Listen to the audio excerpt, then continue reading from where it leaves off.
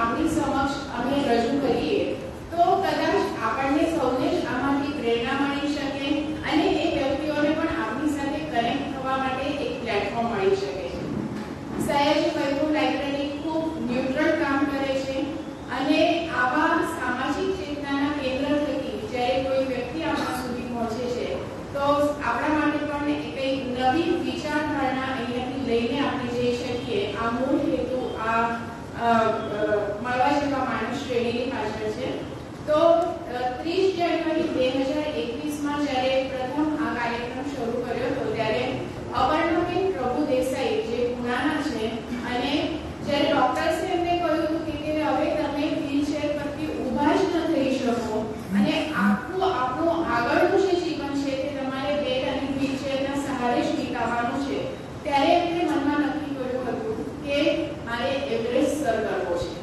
અને એના માટે એમને જે મહેનત કરી અને જે પરિશ્રમ કર્યા અને આખરે એમને એવરેસ્ટ સર કર્યું. તો એમની મુલાકાત આપ સૌની સાથે કરાવેલી હતી. ત્યાર પછી 2021 જુલાઈ મહિનામાં આરાધનાબેન ભટ્ટ જે ઓસ્ટ્રેલિયામાં રહીને ગુજરાતી ભાષાના વિકાસ માટે અને સાથે સાહિત્ય, કલા અને સંગીત માટે પણ ખૂબ પ્રયત્નો કરે છે, તો એમની સાથે આપણે એક સુરીલો સંવાદ સાધ્યો હતો. ત્યાર પછી સુરતની જ બે દીકરીઓ જે 22 અને 25 વર્ષની છે, જેમનું અદિતિ અને અનુજા વૈદ્ય નામ છે અને એમને પણ એવરેસ્ટ બહુ જ નાની ઉંમરમાં સર કર્યો હતો. અને એ બે બહેનો એવી હતી કે જે દુનિયાની બીજા નંબર પર અને ભારતમાં પહેલા નંબર પર બહેનોની જોડી એવરેસ્ટ સર કરનાર હતી. અને સમગ્ર દુનિયામાં એટલે વિશ્વમાં જે 7 ઉચ્ચ શિખરો છે એ સર કરવા માટે એમને પ્રણ લીધો છે અને એમાંથી લગભગ 6 શિખરોએ અત્યાર સુધી સર કરી ચૂક્યા છે. એમની સાથે આપણા સૌની મુલાકાત કરાવેલી હતી. પછી એમ થાય કે આપણે આજુબાજુના ત્યાં તો દૂરના જ વ્યક્તિઓ કે તો આપણા નવસારીના આપણા પોતાના રંગભૂમિ અને સંગીતની દુનિયાના દિગ્ગજ કલાકાર રૂમી કાલિયા સાથે આપણે સંવાદ સાધ્યો હતો.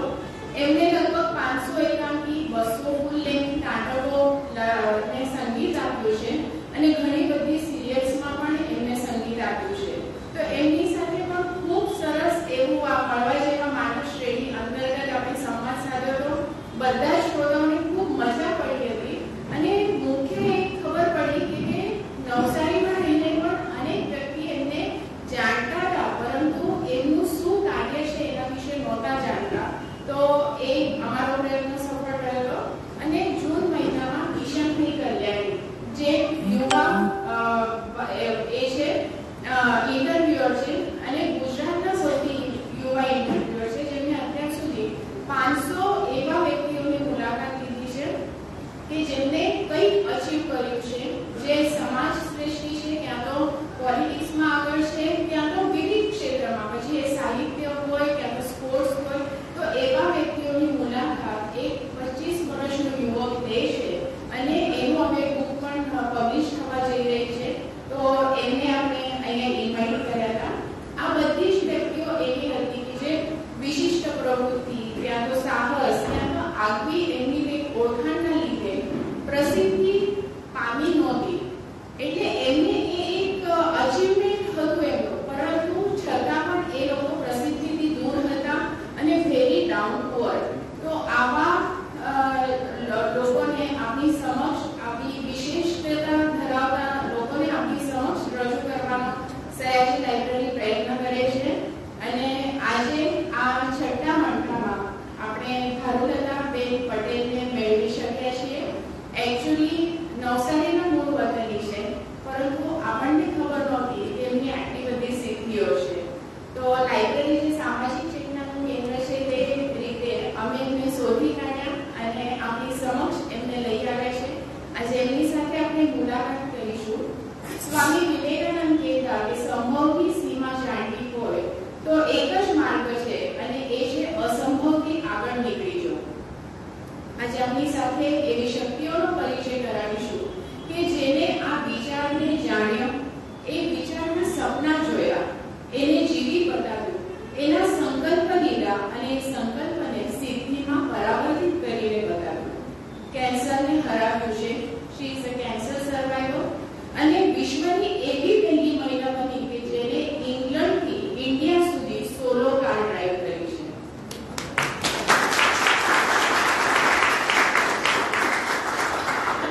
મળવા જેવા માણસ શ્રેણી અંતર્ગત બ્રેવ લેડી ખરોલતાબેન પટેલને અમે ખૂબ ખૂબ સ્વાગત કરતા આનંદની લાગણી અનુભવીએ છીએ.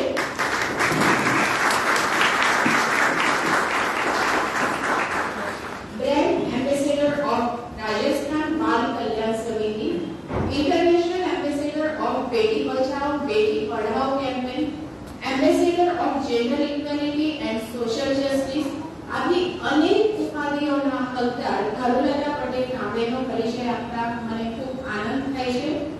ભારતીય મૂળના અને નવસારી વતનના ખરોલતાબેન 32 દેશોમાંથી અને ઇતર અનેક વખત સોલો કાર ચલાવવા માટે ફક્ત રાષ્ટ્રીય સ્તરે પણ આંતરરાષ્ટ્રીય સ્તરે પણ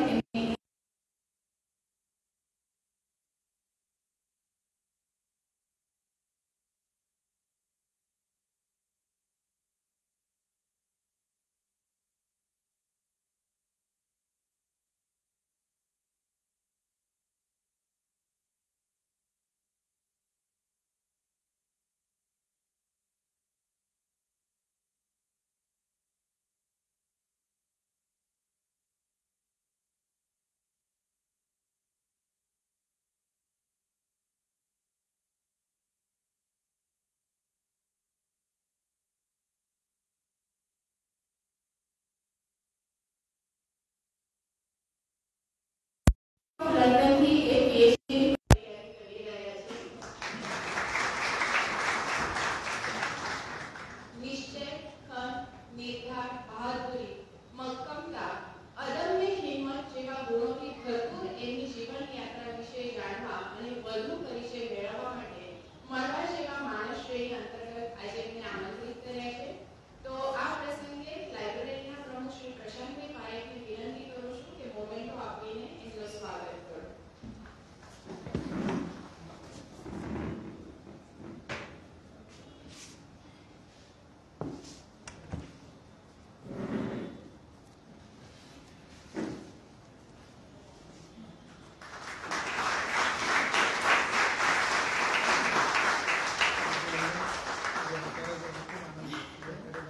It makes it more special because this is my native town. Yeah.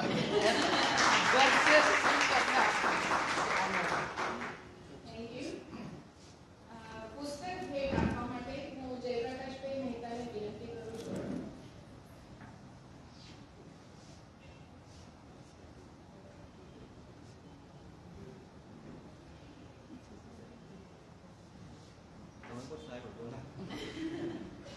आंतरराष्ट्रीय गौरव के लिए भारताचा गौरव परिचय विचारले आहे. खूप आगे ખરોલતાબેન અમારી લાઇબ્રેરીની પ્રણાલી છે કે અમે બીજી કોઈ ગિફ્ટ નથી આપતા પણ પુસ્તક જ આપીએ છીએ. And that's my best friend. હું સ્વાતિબેનને વિનંતી કરું છું કે આપણે બે મળીને એમને શાલથી સન્માનિત કરીશું.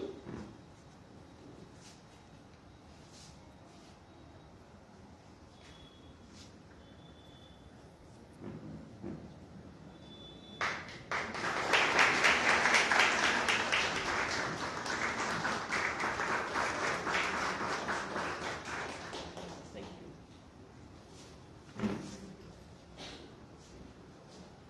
Behind every successful man, there is a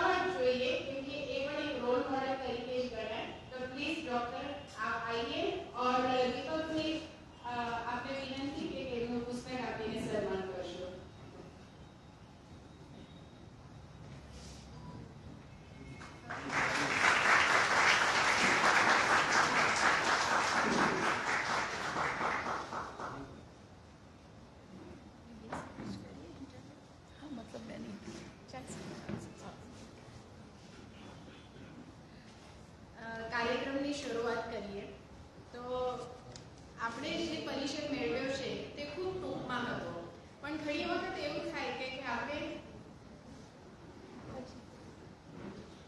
આપણે વાતો કરતા જઈએ અને પછી એ માણસ આપણને ખબર પડતો જાય કે કયા મૂલ્યો એમના જીવનમાં રૂજાયા છે અને કેવી રીતે એ મોટા થયા છે.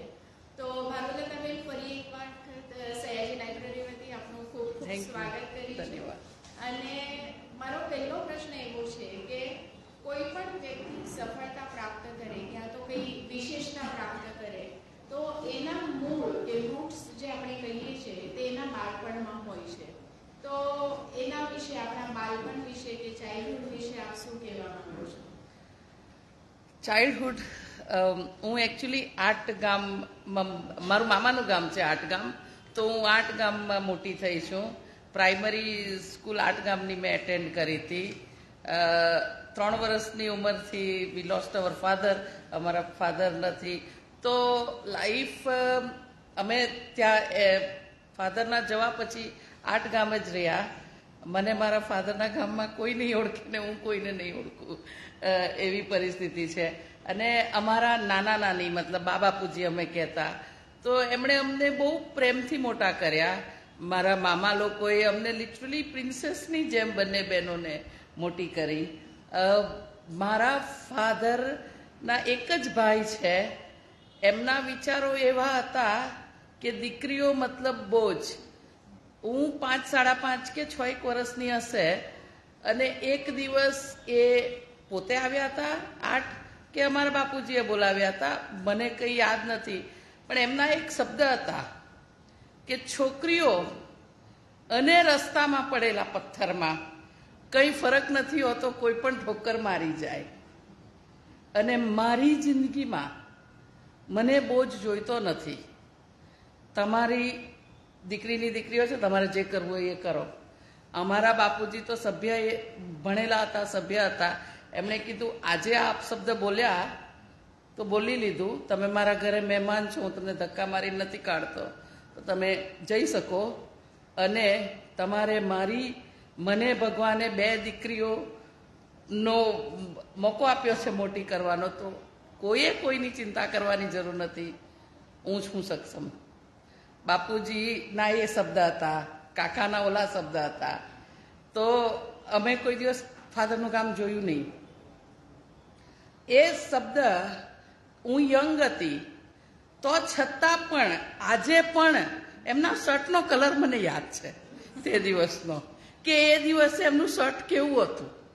કારણ કે એ શબ્દએ મારા મનમાં એવી છાપ છોડી હતી કે નહીં, પથ્થર તો નહીં, ડેફિનેટલી નહીં. એક દિવસ હું કંઈક તો કરી બતાડીશ. શું કરી બતાડીશ ત્યારે મને કોઈ નોલેજ નહોતું. અમારા બાપુ, હું જરા વધારે 1 મિનિટ બાળપણની વાત કરી. અમારા બાપુજી એ ભારત પેટ્રોલિયમમાં જોબ કરતા, એ શનિ રવિ ગામ આવતા. એ પણ સેવાભાવી હતા. એમ એક કાર ચલાવીને આવતા ને, તો ગામમાં કોઈને પણ કંઈ કામ હોય ને તો એ એની કારની રાહ જોતા કે એ ઘણું કામ કરી આપે. અમારા બા તે વખતે ભણેલા હતા. તે વખતે એમણે જોબ નથી કરી, પણ સી વોઝ ટીચર. ત્યાં 7મી ભણતા ને ટીચર થતા તે એ જમાનામાં. એ આજે જીવતા હતા તો 115 વર્ષ એવા કંઈ હોત એમના, એટલે એ જમાનામાં. તો એ ભણેલા હતા. તો એમના સંસ્કાર જે હતા, અમારા બાપુજી દરરોજ પૂજા કરતા સવારે, અને ભગવાનને કંઈ કહે તો અમે બંને બહેનોને થાય કે બાપુજી શું કહે રોજ ભગવાનને, અમને સાંભળવું છે કે ભગવાનને શું કહેવાનું, અને અમને શીખવું છે કે ભગવાનને. તો અમે બંને બહેનો પાછળ ઊભી હોય, સાંભળવાની કોશિશ કરીએ કે બાપુજી ભગવાનને શું કહે છે. તો એમને ખબર જ હોય કે બંને પાછળ ઊભી હશે, તો એમની પૂજા પતે પછી અમને બંનેને આજુબાજુ ઊભા રાખે અને અમે પૂછીએ બાપુજી શું કહેવાનું ભગવાનને, કેમ પૂજા કરવાની, કેવી રીતે કરવાની. તો કે ભગવાનને હાથ જોડવાનું. કહેવાનું કે મને સદબુદ્ધિ આપે, મને શક્તિ આપે, કે હું ભણી ગણી અને મને સારું વ્યક્તિત્વ મળે, કે એક દિવસ હું મારા ગામનું નામ રોશન કરું, મારા દેશનું નામ રોશન કરું, હું મારા પરિવારનું નામ રોશન કરું, એવું તેવું કહેવાનું. તો એ વખતે બાપુજીના તો ફક્ત એ શબ્દ હતા, પણ એ શબ્દ મારી જિંદગીનું ફાઉન્ડેશન છે કે ભણી ગણીને દેશનું નામ રોશન કરો, ગામનું નામ રોશન કરો, મારા ટાઉનનું નામ રોશન કર્યું. તો દેટ વોઝ ઇટ ઓલ. બાળપણી એટલી આ બે કી ઇવેન્ટ, કે એક કાકાના શબ્દ અને એક બાપુજી અમને રોજ ભણવા ગણવા માટે પ્રેરિત કરતા કે નોબડી. અને એ બાપુજી કેવું, સેટરડે સન્ડે જ આવે ને અમે બે બહેનો હતી ને બહુ લાડકી હતી, તો અમે એમના બંને ખોળામાં, એક બાજુ મારી બેન બેસે, એક બાજુ હું બેસું, અને બાપુજી અમને એમ ઉછાળ્યા રાખે. તો બા કહેતા, અરે પગ દુખવાના, હવે તો મોટી થઈ ગઈ એ, ઉતારો એમને. તો કે કંઈ નહીં, મન નથી દુખતા પગ, બરાબર છે. પણ અમને એમના શબ્દ કે હું આજે છું કાલે નથી, એજ્યુકેશન, ભણીને પોતાની કિસ્મત જાતે લખજો, કે there is nothing more than education, કે તમે તમારી કિસ્મત એજ્યુકેશનથી બદલી શકશો. અને હું છું, અમે રડતા, અરે તમે ક્યાં જવાના, તમે ક્યાં, નહીં હું છું, અહીંયા જ છું, પણ હું નહીં હોઉં, ભગવાનની પાસે મારે જવું પડે તો હું જઈશ. તો એ તમારે આ યાદ રાખવાનું કે ભણવાનું છે બરાબર. તો એ બાપુજીના એવરી ટાઈમના એ સેન્ટન્સ હતા. તો આજે હું ગર્વથી કહું કે મેં એમના બધા સપના પૂરા કર્યા. એમને ગમતું હતું કે છોકરીઓ ભણે, આગળ વધે. તો આઈ રીચ્ડ બેરિસ્ટર લેવલ. જો आज होते जी दुनिया में तो बहुत खुशी एमने खुशी था. એકદમ સાચી વાત કરો બેન. અને શબ્દની શું કિંમત છે તે કદાચ આપણને આ જવાબમાંથી જાણવાનું મળ્યું કે કાકાએ જે શબ્દ કયા હતા કે પથ્થર જેવી એક સ્ત્રીની દશા થઈ શકે છે, તો એ જે લાગી આવ્યું. અને બાપુજીએ કહ્યું કે તમારે શિક્ષણ અને ભણતરથી દેશનું નામ રોશન કરવાનું છે. તમે એમાંથી કયું ગ્રહણ કર્યું અને એના પર આજે તમારું આ જીવન ઊભું થયું છે. તો I think credit goes to both of them. કે કદાચ એ તમને ત્યારે શબ્દ ન લાગી આવતે તો કદાચ આજે આપણે આ સ્પીડથી આગળ પણ ના આવી શક્યા હોત. અને નો ડાઉટ કે બાપુજીનો આટલો સપોર્ટ રહ્યો.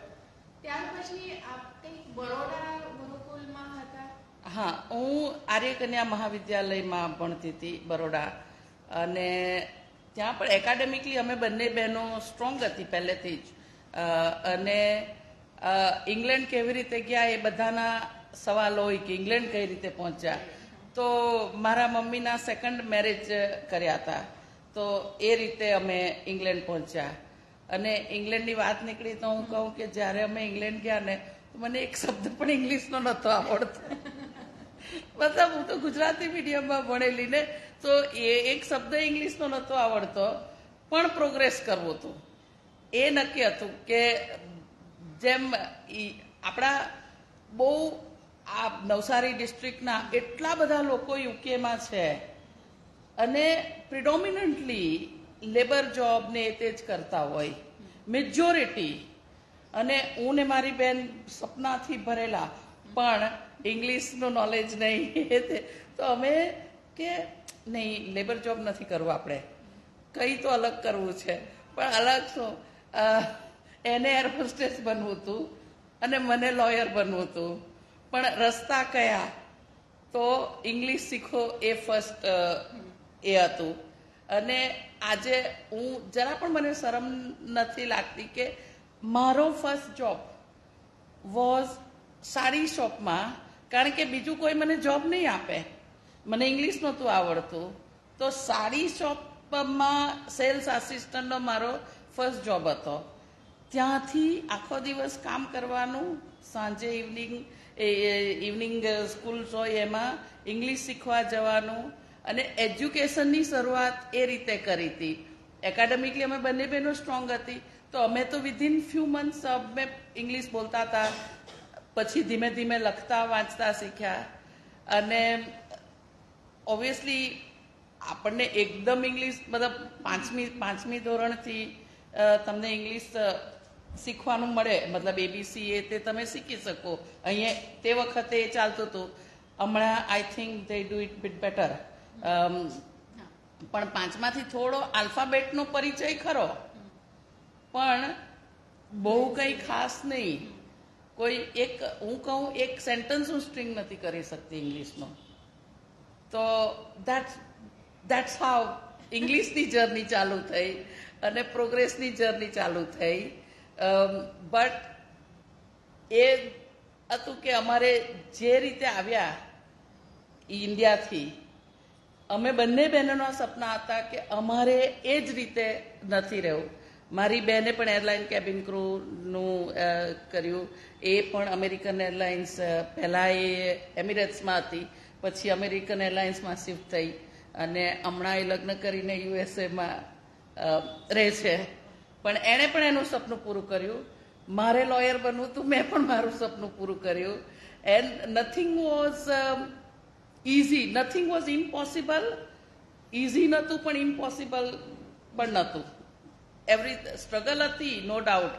કારણ કે if I did not earn, જો હું જોબ નહીં કરત તો હું ફીસ નહીં ભરી શકત.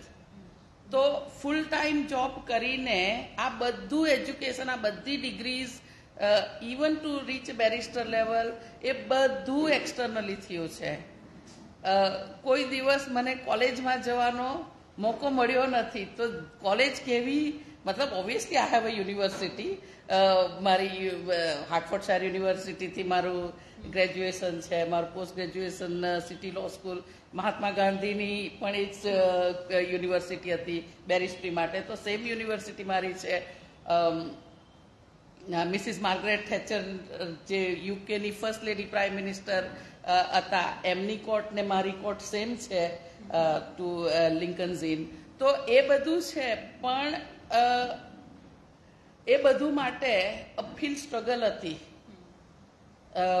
Obviously work entire day and ઇવનિંગમાં એકેડેમિક તમે કરો, ભણો.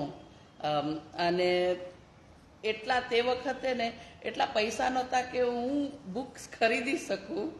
તો I use to seat in library. 10 વાગે લાઇબ્રેરી બંધ થાય ત્યાં સુધી. તો library has been part of, એટલું મેજર પાર્ટ છે મારી જિંદગીનું કે મારા પ્રોગ્રેસનું, કે લાઇબ્રેરી વોઝ ધ થિંગ જેણે મને આટલું એજ્યુકેશન આપ્યું. કે હું લાઇબ્રેરીમાં બેસીને વાંચતી હતી અને જોબ ફિનિશ થાય અને હું કોલેજ પહોંચું ત્યાં સુધીમાં એક ટ્રાયેંગલ હતું. મારું ઘર એક બાજુ હતું, જોબ એક બાજુ હતું અને યુનિવર્સિટી એક બાજુ હતી. તો મારે એટલું ટ્રાવેલ કરવું પડતું. મને 1.5 કલાક લાગતો જોબ પૂરી થાય પછી. તો એટલામાં હું સવારે 3:30 વાગે ઉઠીને જોબ પર જતી. તો એટલામાં હું ઊંઘ કાઢી લેતી, જે 1.5 કલાકમાં. તો ડેઈલી ઊંઘ કાઢવાનું મારું ટ્રેનમાં હોય. અને આવતી વખતે 10 વાગ્યા પછી લાઇબ્રેરીથી હું નીકળું. ઘણી વાર તો અંડરગ્રાઉન્ડમાં ઠંડી એટલી, તો હું એક આખા કમ્પાર્ટમેન્ટમાં એકલી જાઉં. ડર પણ લાગતો હતો, પણ એટલી વારમાં આવતી વખતે થોડી ઘણી ઊંઘ કેચઅપ થઈ જાય. તો ઊંઘ પણ ટુકડે ટુકડે ઊંઘ પણ મળતી હતી. પણ I did it. Very good. અને મને એમ લાગે છે કે ઘણા બધા બાળકો પણ ખાસ ઉપસ્થિત છે. તો એક પ્રશ્ન એમના વતી મને પૂછવાની ઈચ્છા થાય કે જ્યારે તમે ગુજરાતી મીડિયમમાંથી સડનલી તમારે યુકે જવું પડ્યું અને ઇંગ્લિશ મીડિયમમાં બધું એજ્યુકેશન સ્ટાર્ટ થયું, તો તમારા મનમાં એવો કંઈક કોમ્પ્લેક્સ આવ્યો તો ખરો કે મને નથી આવડતું ને હું આગળ કેવી રીતે જઈ શકીશ? Yes and no both. મારી બેન થોડી સોર્ટ ઓફ, હા, મતલબ થોડી હું કેમ એ કરે એ ટાઈપ, કે તું છે ને તું ફેસલો કરને હું ફોલો કરીશ કાઇન્ડ ઓફ. પણ મારું એવું, કારણ કે મારા મમ્મી જ્યારે લગ્ન કરીને યુકે ગયા તો અમે બંને બહેનો નાની હતી ને અમુક વર્ષ અમે ઇન્ડિયામાં જ હતા. એ પછી અમે એમને જોઈન કર્યું. તો અમે 2 બહેનો જ હતી દુનિયામાં. મતલબ ટુ સો વી વેર લાઈક each other નો સપોર્ટ. તો એટલા ક્લોઝ બોન્ડિંગ. મતલબ હું 12 વર્ષની હતી અને વી લોસ્ટ અવર ગ્રાન્ડફાધર ઓલ્સો. અને ગ્રાન્ડમધર જે હતા એ એલ્ડરલી હતા, મામા લોકોની એ લોકોની લાઈફ હતી. સો અમે સોર્ટ ઓફ બે બહેનો એકબીજાનો સપોર્ટ સિસ્ટમ. તો કોમ્પ્લેક્સ આવતા હતા કે ઇંગ્લેન્ડ તો આવી ગયા, લાઈક ઓકે હવે શું આગળ પણ આ સપના પણ છે, like how do we go about, ચાલો ઇંગ્લિશ શીખી લઈશું, પણ સાચે સક્સેસફુલ થશે, આપણે કરી શકશું જે કરવું છે એ, પણ કોશિશ તો કરીએ. અને ગર્લ્સ એન્ડ બોયઝ સ્ટુડન્ટ્સ, મેં કોઈ દિવસ I have never discriminated myself. મેં મારી જાતને કોઈ દિવસ ડિસ્ક્રિમિનેટ નથી કરી કે ઓ હું તો છોકરી છું તો હું આ નહીં કરી શકું. ફર્સ્ટ થિંગ ઇઝ કે તમે પોતાની જાત પર ભરોસો કરો તો જ તમે મહેનત કરી શકશો. અને મને મારી જાત પર એટલો ભરોસો હતો, ઓકે આજે મને ઇંગ્લિશ નથી આવડતું, 6 મહિને વર્ષે ક્યારે તો આવડશે ને, શીખીશ, મહેનત કરીશ, but I will get there. બધી એક્ઝામ્સ પાસ કરવાની, આ તે એ બધું કર્યું, પણ જાત પર બહુ ભરોસો હતો. અને nothing, there is absolutely no substitute to hard work. તમારે કોઈ પણ ફિલ્ડમાં મહેનત તો કરવી જ પડે. ઇંગ્લિશ શીખવા માટે કરવી પડે, ભણવા માટે કરવી પડે, ને બાકી બધી જ રીતે કરવી પડે. હમણે બેરિસ્ટ્રી તો 2 છોકરાઓ થઈ ગયા અને ત્યાર પછી હું કરતી હતી, તો હું કેમ વાંચતી મારું મન જાણે. સવારે 3 વાગ્યાથી ઉઠીને હું વાંચતી. ઘણી વાર તો એવી રીતે કે મારા હસબન્ડ છોકરાઓ મેનેજ કરે અને સેટરડે સન્ડેમાં એ બેટર કરી શકે મેનેજ, તો હું ત્યારે બધું કેચઅપ કરી લઉં મારું. તો એ રીતે અમે છોકરાઓ પણ મોટા કર્યા અને એજ્યુકેશન પણ કર્યું. પણ બિલીવિંગ ઇન યોર સેલ્ફ કે હું કરી શકીશ અને મારે કરવું છે અને હું મહેનત કરીશ એના માટે, whatever it takes, that's very important. અને very important lesson in a life કે પોતાની જાતને કમજોર સમજવાનું જ નહીં. યુકેમાં I mean I'll expand on this. યુકેમાં પણ કેવું જેન્ડર બાયસ, ઓબ્વિયસલી સ્કિનનો ભેદભાવ તો આઈ ઓપનલી સે કે સ્કિનનો ભેદભાવ તો ત્યાં છે જ. અને ઉપરથી લેડી, એ પણ ઇન્ડિયન લેડી, અને એ પણ મતલબ ઇંગ્લિશ જેની સેકન્ડ લેંગ્વેજ છે. તો મારા માટે બધી જ રીતે સ્ટ્રગલ હતી કે હું not born in UK, Indian, આટલી ત્યાં હમણાં મારું આટલું, ત્યાં તો એટલી પતલી દેખાતી, નાની અમસ્તી. અને આમ ટોકિંગ અબાઉટ 20 years ago, તો લીગલ ફિલ્ડમાં એટલી છોકરીઓ ત્યાં ત્યાં જન્મેલી પણ નથી જતી, કારણ કે સક્સેસફુલ નહોતા થતા, બિકોઝ આપણને ટકવા જ નહીં દે લોકો, ભેદભાવ બહુ હોય સ્કિનનો. તો હું કોઈ જગ્યાએ હું સ્પીચ આપવા પણ ગઈ ને, તો યુઝ્યુઅલી લાઈક ઓબ્વિયસલી મારા એકેડેમિક એટેન્ડમેન્ટ એના તેનાથી મને બોલાવે યુનિવર્સિટીવાળા ને તે, તો પણ ઘણા એવા હોય ગોરા કે એમ જોતા આ શું બોલશે, લાઈક કાઇન્ડ ઓફ. તો આ છોકરી લાઈક આ શું બોલશે, લાઈક ઇન્ડિયન. હું કોઈના તરફ જોતી જ નથી, હું ખાલી મારું જ વિચારું, હું બોલીશ અને બરાબર બોલીશ. એ લોકોએ જે વિચારવું મતલબ આઈ have always kept in my mind કે કોઈનું માઇન્ડસેટ, કોઈના મગજમાં ઘૂસીને હું એ લોકોના વિચાર બદલી શકવાની નથી. તો એ એનું વિચારે, એણે જે વિચારવું હોય એ, મારે મારું કામ કરવાનું છે. મને સ્પીચ આપવા બોલાવી છે તો હું સ્પીચ આપીશ, એણે સાંભળવું હોય તો સાંભળે, નહીં સાંભળવું હોય તો એની મરજી. તો એ રીતનું મારું એટીટ્યુડ રહ્યું છે. કારણ કે literally they will stare at you. જ્યારે તમે as you walk into the auditorium or anywhere, they will stare at you. Especially British elderly men, તો એ લોકોને તો ઇન્ડિયાથી કાઢી મૂકેલા તો હજુ પણ દુઃખ લઈને બેઠા છે, મને એવું લાગે. આપણે ભૂલી ગયા, પણ they will stare at you. મને રોટરી ક્લબમાં પણ એવા ઇન્સિડન્ટ્સ થયા છે કે they will take down my number ઓ હું તને I am kind of inspired to hear your talk, અને પછી સાંજે તમને ફોન કરીને તમને ડિસ્કરેજ કરે, રોટરી ક્લબ તો છોકરીઓ માટે નથી, આ છે તે છે, and if you don't listen to them they become aggressive also. એવા ઇન્સિડન્ટ્સ પણ થયા છે. તો આ હું નામ લઈને કહું કે રોટરી ક્લબ, અને એ એવા ઇન્સિડન્ટ મેં રિપોર્ટ પણ કર્યા છે, એવા ઇન્સિડન્ટ કે ભાઈ, અને એ લાઈફ કન્ટિન્યુ રહે એવી જ રીતે.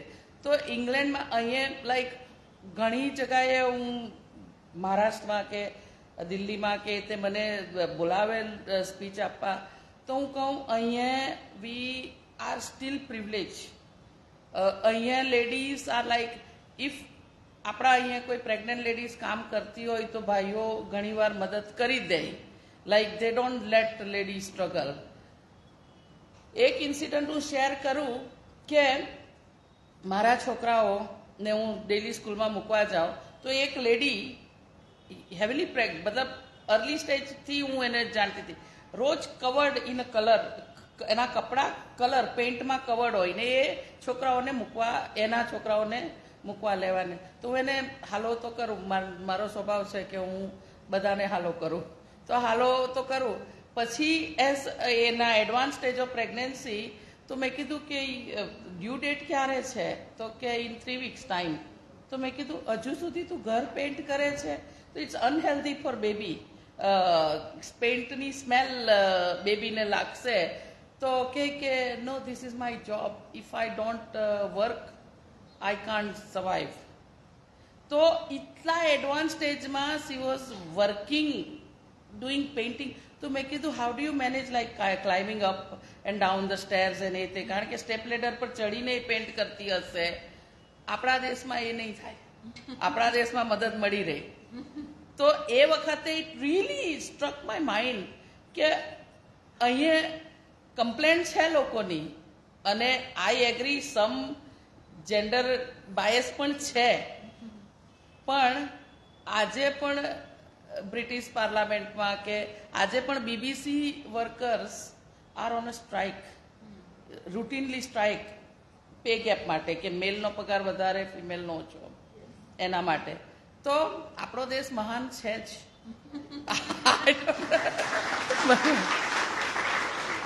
આઈ have always taken a pride કે આમ ઇન્ડિયન, અને India is kind of my native country, my pride. I mean હું ગમે ત્યાં આટલા બધા મેજર એક્સપિડિશન મેં કર્યા, રેકોર્ડ સેટ કર્યા, પણ આપણો તિરંગા જ હોય ઉપર. હું હોઇસ્ટ કરીને આવું. આર્કટિક સર્કલ કે નિયર નોર્થ પોલ પણ અમે ગયા હતા, તો વી હોસ્ટેડ અવર તિરંગા. તો તિરંગા is sort of, it's like there, you can't go away. ભરુલતાબેન, વાતોનો દોર તો આગળ બહુ સરસ ચાલે છે. The one woman, 32 countries and 32,000 kilometers, 35,000 solo driving. તો આ વિચાર આપણા મનમાં પહેલા કેવી રીતે આવ્યો? What was that instinct કે આ રીતે આપણે આગળ વધે? મારું always kind of out of box thinking રહ્યું છે. જે કોઈ નહીં કરે એ આપણે કરવાની કોશિશ તો કરીએ જ છીએ.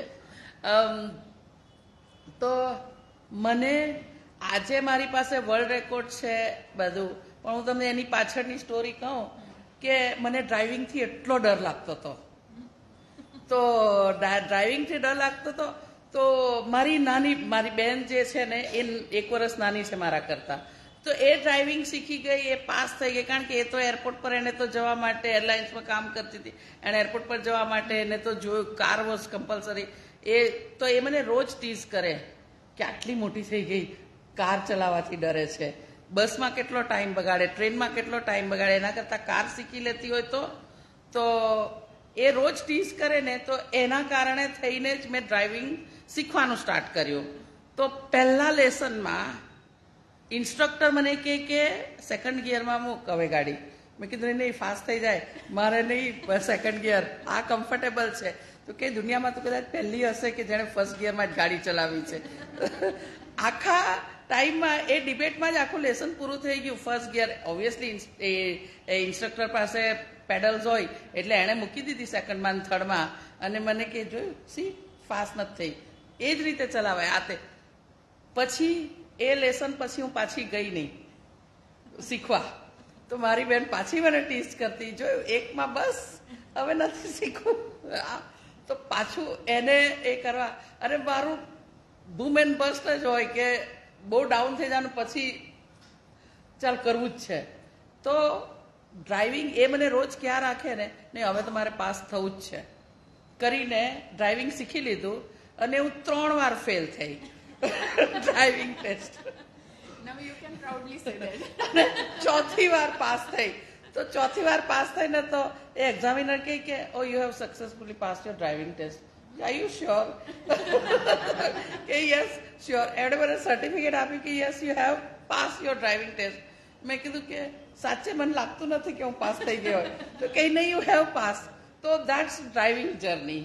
અને પછી ડ્રાઇવિંગનો શોખ એવી રીતે કે પ્રેક્ટિસ કરવી હતી.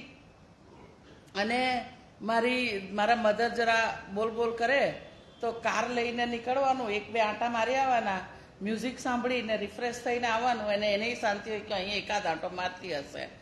અને એ રીતે પછી કેવું એક જ રસ્તા પર કેટલું તમે જશો, તો ચાલો અલગ અલગ એક્સપ્લોર કરે. તો આઈ બીકેમ એન એક્સપ્લોરર. તો મેં હું ને મારી બહેને તો મેં એટલી બધી જગા એક્સપ્લોર કરી છે યુકેની. મેપ પ્રિન્ટ કરવાનું, ત્યારે તો એ અને આરએસીના મેપ પ્રિન્ટ કરી શકો તમે, મતલબ કે અહીંયાથી ટર્ન લેવાનું, અહીંયાથી ટર્ન, એ બધું પ્રિન્ટેડ હોય, તમે પ્રિન્ટ કરી શકો. તો એ રીતે અમે ટ્રાવેલ કરતા, અને એ રીતે શોખ એવો ચડ્યો કે પછી મેં એક્સપિડિશન કરવા માંડ્યા, માઉન્ટેન ડ્રાઇવિંગ આ તે.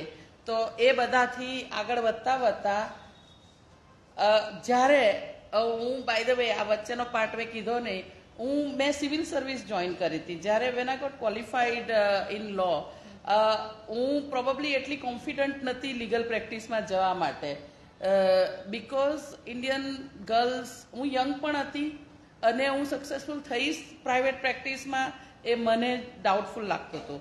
અને મેં આઉટ ઓફ બ્લુ સિવિલ સર્વિસના એપ્લિકેશન નીકળતા હતા, તો મેં એપ્લાય કર્યું હતું.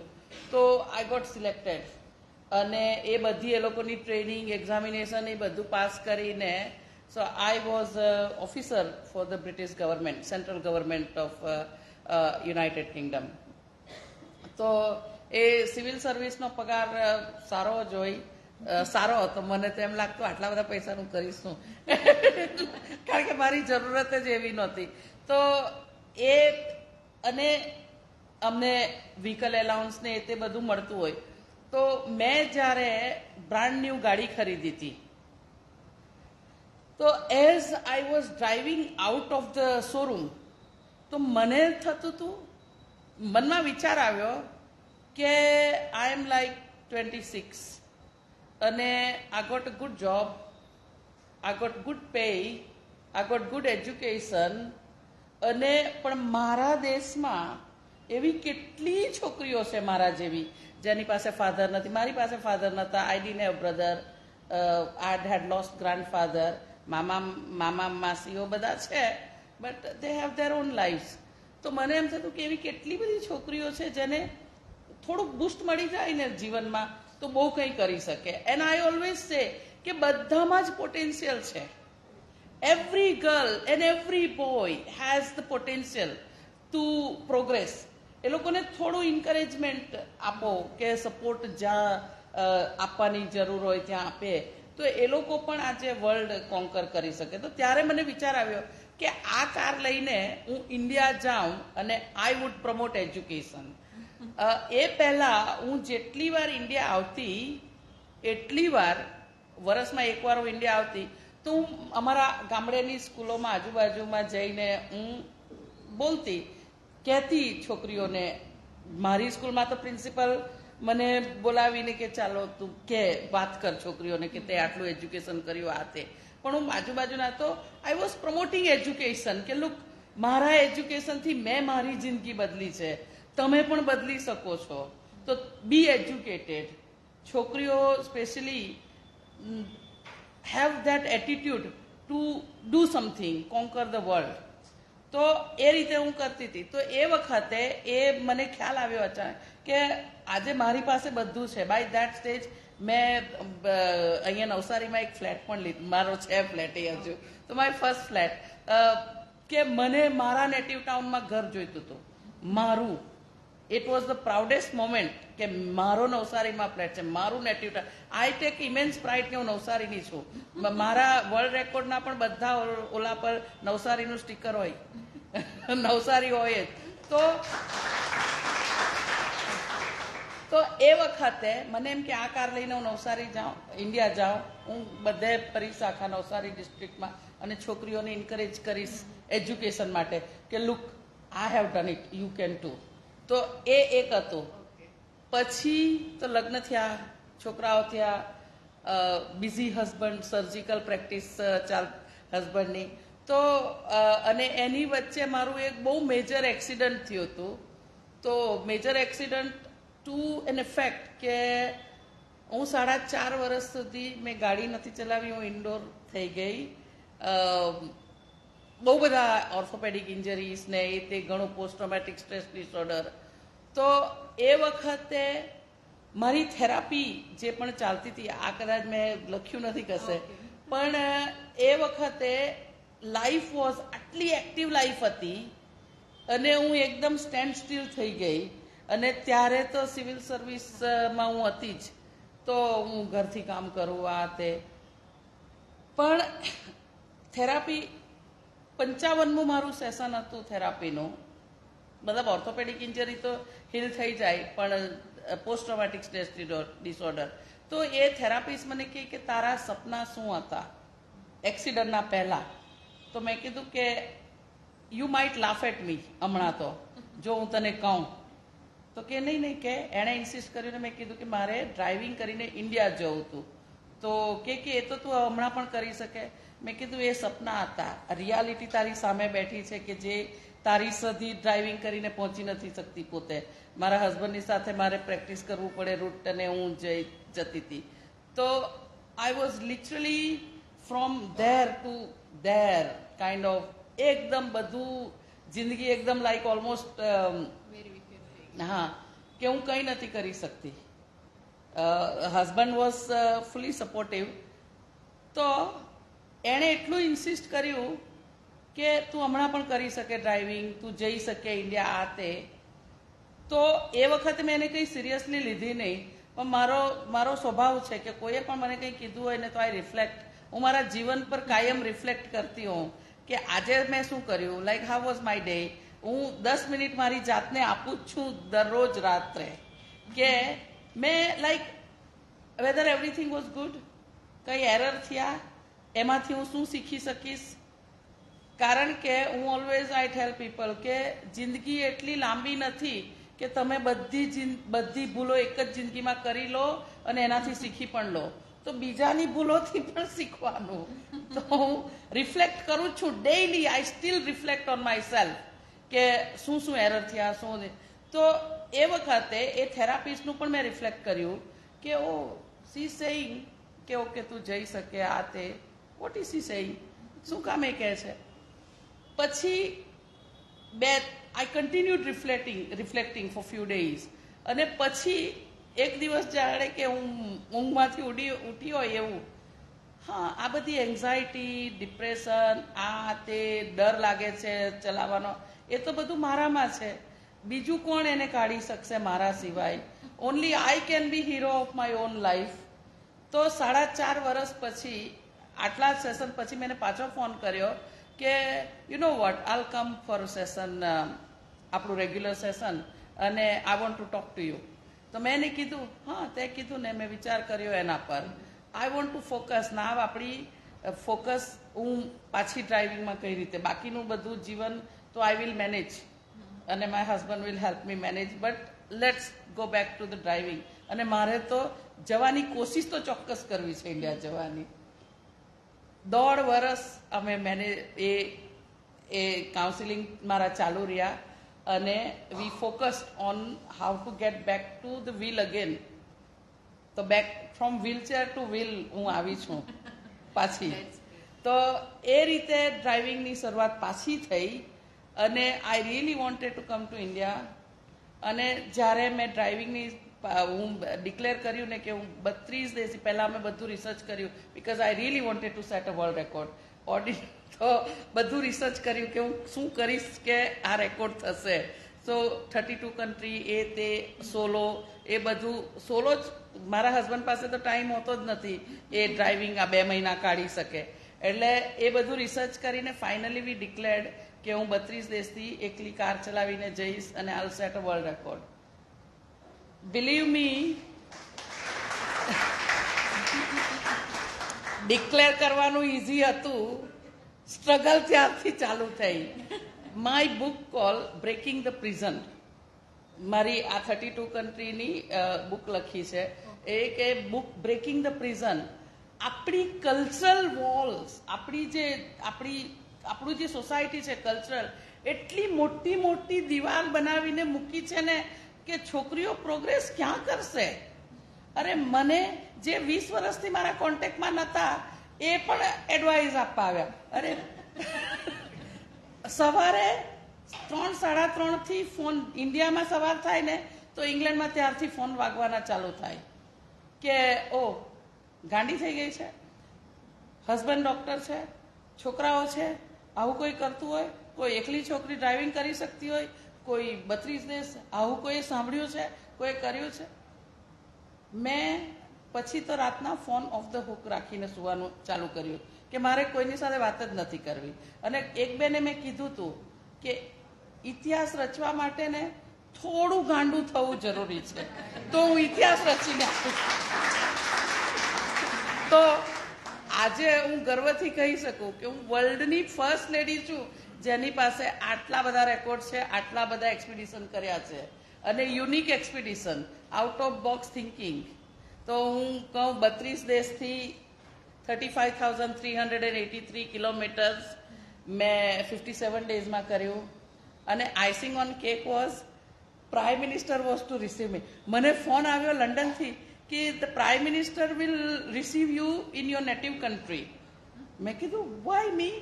મને તો I am like simple, I always lived simple life. તો મને એમ લાગ્યું કે એ લોકો મને મજાક કરે છે.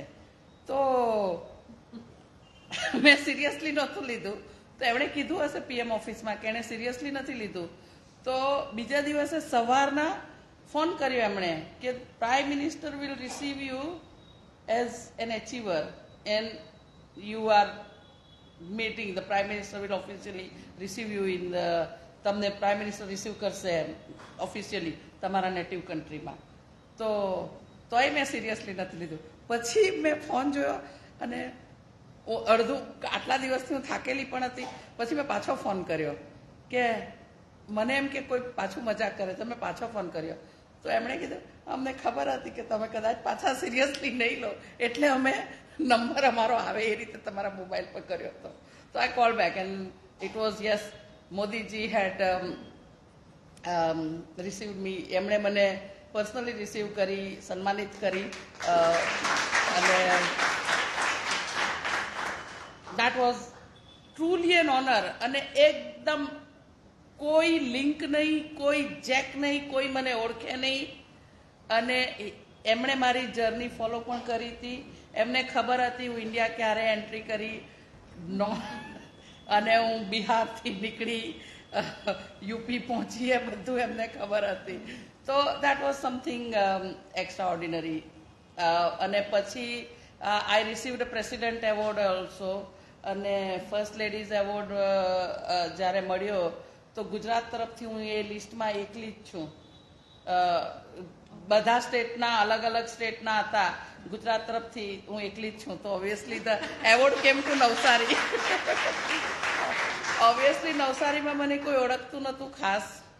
તો આઈ couldn't kind of tell you all કે તો પણ મેં અમારા ગામના છે ને આરસી પટેલ એમએલએ, એમને મેં ફોન કર્યો કે મામા પ્રેસિડેન્ટ એવોર્ડ મારો ડિક્લેર થયો છે અને તમે ચાલો. કે તમે લઈ આવો. I would have taken anybody, મતલબ જેને હું ઓળખતી હતી એને મેં ફોન કર્યો તો રિસ્પોન્સ વોઝ એઝ ધેટ કે તમે લઈ આવો. તો અમે લઈ આવ્યા. પછી આપણા સીએમને ખબર પડી કે આપણા ગુજરાતથી પણ, ત્યારે રૂપાણીજી સીએમ હતા, કે ગુજરાતથી પણ એક કોઈ છે લિસ્ટમાં. પહેલા તો હતું જ નહીં કોઈ, કારણ કે મારી સરનેમ કામલે પણ ચાલે છે, મતલબ પટેલ કામલે, ઘણી જગ્યાએ કામલે ચાલે, ઘણી જગ્યાએ બંને પણ ચાલે. તો એમને પહેલા એમ હતું કે એ મહારાષ્ટ્રીયન છે, તો મરાઠી લોકો તો ઓબ્વિયસલી દેવેટે, મહારાષ્ટ્ર તરફથી બીજા પણ હતા, પણ ગુજરાત તરફથી પછી એમને નહીં, આ તો સેમ જ ભારુલતા છે જે 32, કારણ કે એમણે પણ મને સન્માનિત કરી હતી, એટલે એમને ખબર, અંદાજો આવી ગયો કે નહીં આ એ જ છે જેના મરાઠી સાથે લગ્ન થયા છે. તો એમણે અહીંયાથી મીડિયાવાળાને મોકલ્યા હતા ગાંધીનગરથી. ને તે ઘણા મીડિયા આવ્યા હતા, પણ ઓબ્વિયસલી બધું કવરેજ ત્યાં હતું દિલ્હીમાં, ગુજરાત લેવલ પર. તો આઈ ડોન્ટ નો નવસારીવાળાને કેટલાને ખબર પડી, પણ આજે હું કહું છું કે ગુજરાત તરફથી હું એ લિસ્ટમાં એકલી જ છું, ટોપ 100. તેજસ્વીની આપણે વ્યાખ્યા અહીંયા એમને આ શબ્દ કે ઉપાધિ 100% આપી શકીએ, કેમ કે 32 દેશોમાંથી સોલો કાર ડ્રાઈવ કરવું અને એનો વિચાર આવવો એ જ એક અઘરી વાત કહી શકીએ. તો ભારુલતાબેન, જ્યારે તમને આ વિચાર આવ્યો અને તમે જે બધું પ્રિપેરેશન કર્યું, તો એમાં આપ શું પ્રકાશ પાડી શકશો કે આના, કેમ કે ઇટ ઇઝ વેરી ડિફિકલ્ટ કે 32 દેશોના તમારે વિઝા લેવા પડે, કાર ડ્રાઈવ કરવી હોય તો તમારી પાસે ટેકનિકલ નોલેજ હોવું જોઈએ, કેમ કે તમે એકલા ડ્રાઈવ કરવાના હતા, રસ્તામાં કદાચ પેટ્રોલ પતી જાય, ક્યાં તો મશીનમાં કંઈક ખરાબી થઈ શકે. તો આવા ટાઈમ આ બધું વિચાર કરીને તમે એના માટે સ્પેશિયલ શું પ્રિપેરેશન કર્યું હતું? I'll start with saying કે never underestimate yourself and your ability. તમારી જાતને કોઈ દિવસ તમે નહીં કરી શકો એ નહીં વિચારો. હું ટ્રેન્ડ મિકેનિક છું અને કારણ કે આ એક્સપિડિશન કરવું હતું મારે, અને જંગલો કેટલા હતા વચ્ચે, 3 મેજર ડેઝર્ટ, એમાંથી 2500 કિલોમીટર હું ડેઝર્ટમાં જ હતી.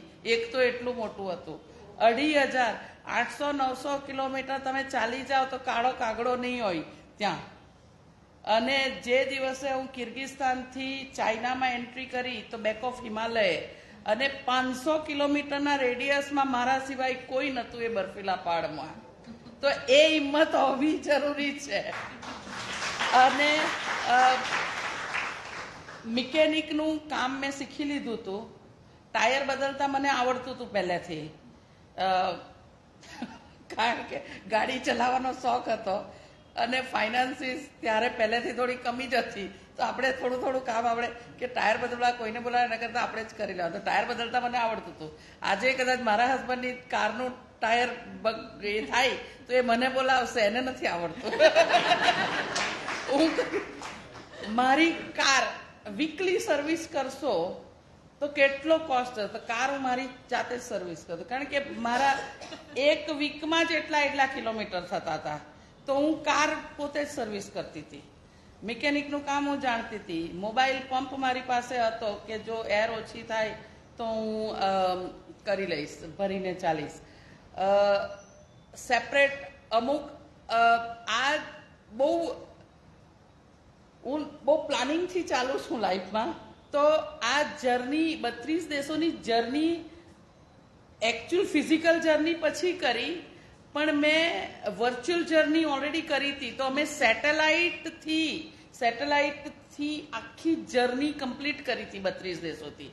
એટલે એટલું બધું મને નોલેજ હતું કે ક્યાં પેટ્રોલ સ્ટેશન હશે, એ કેવો દેખાશે, એ બધું સેટેલાઇટથી અમે વર્ચ્યુઅલ જર્ની કરી હતી. કારણ કે સેટેલાઇટ ઇમેજીસ આખા વર્લ્ડની અવેલેબલ છે. તમે ફિઝિકલ જર્ની ના કરો તો એ સેટેલાઇટ જર્ની કરી લો, મજા આવશે. તો આખા એક રૂટ, અને એટલું એક રૂટ પ્લાન હતું.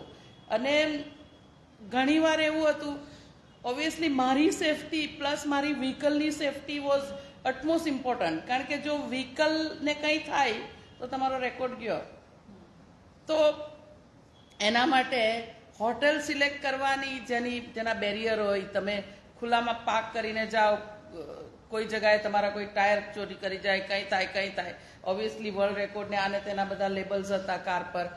તો ઘણી વાર એવું થતું હતું કે મને 700 અરે 900 કિલોમીટર સુધી મને બીજું કંઈ નથી મળ્યું રહેવા માટે. તો હું એટલા કિલોમીટર કરીને ગઈ છું, ડ્રાઇવિંગ કરીને ગઈ છું. કારણ કે there is nothing in middle. તમે જંગલમાં હો, ક્યાં તો તમે ડેઝર્ટમાં હો.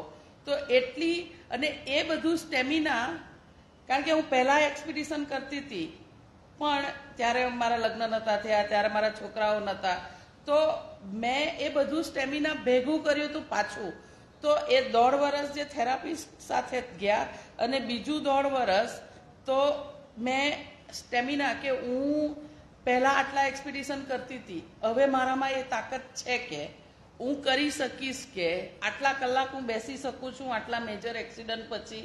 કારણ કે મને તો બેક ઇન્જરી ને સ્પાઇન ઇન્જરીને બહુ થયું હતું.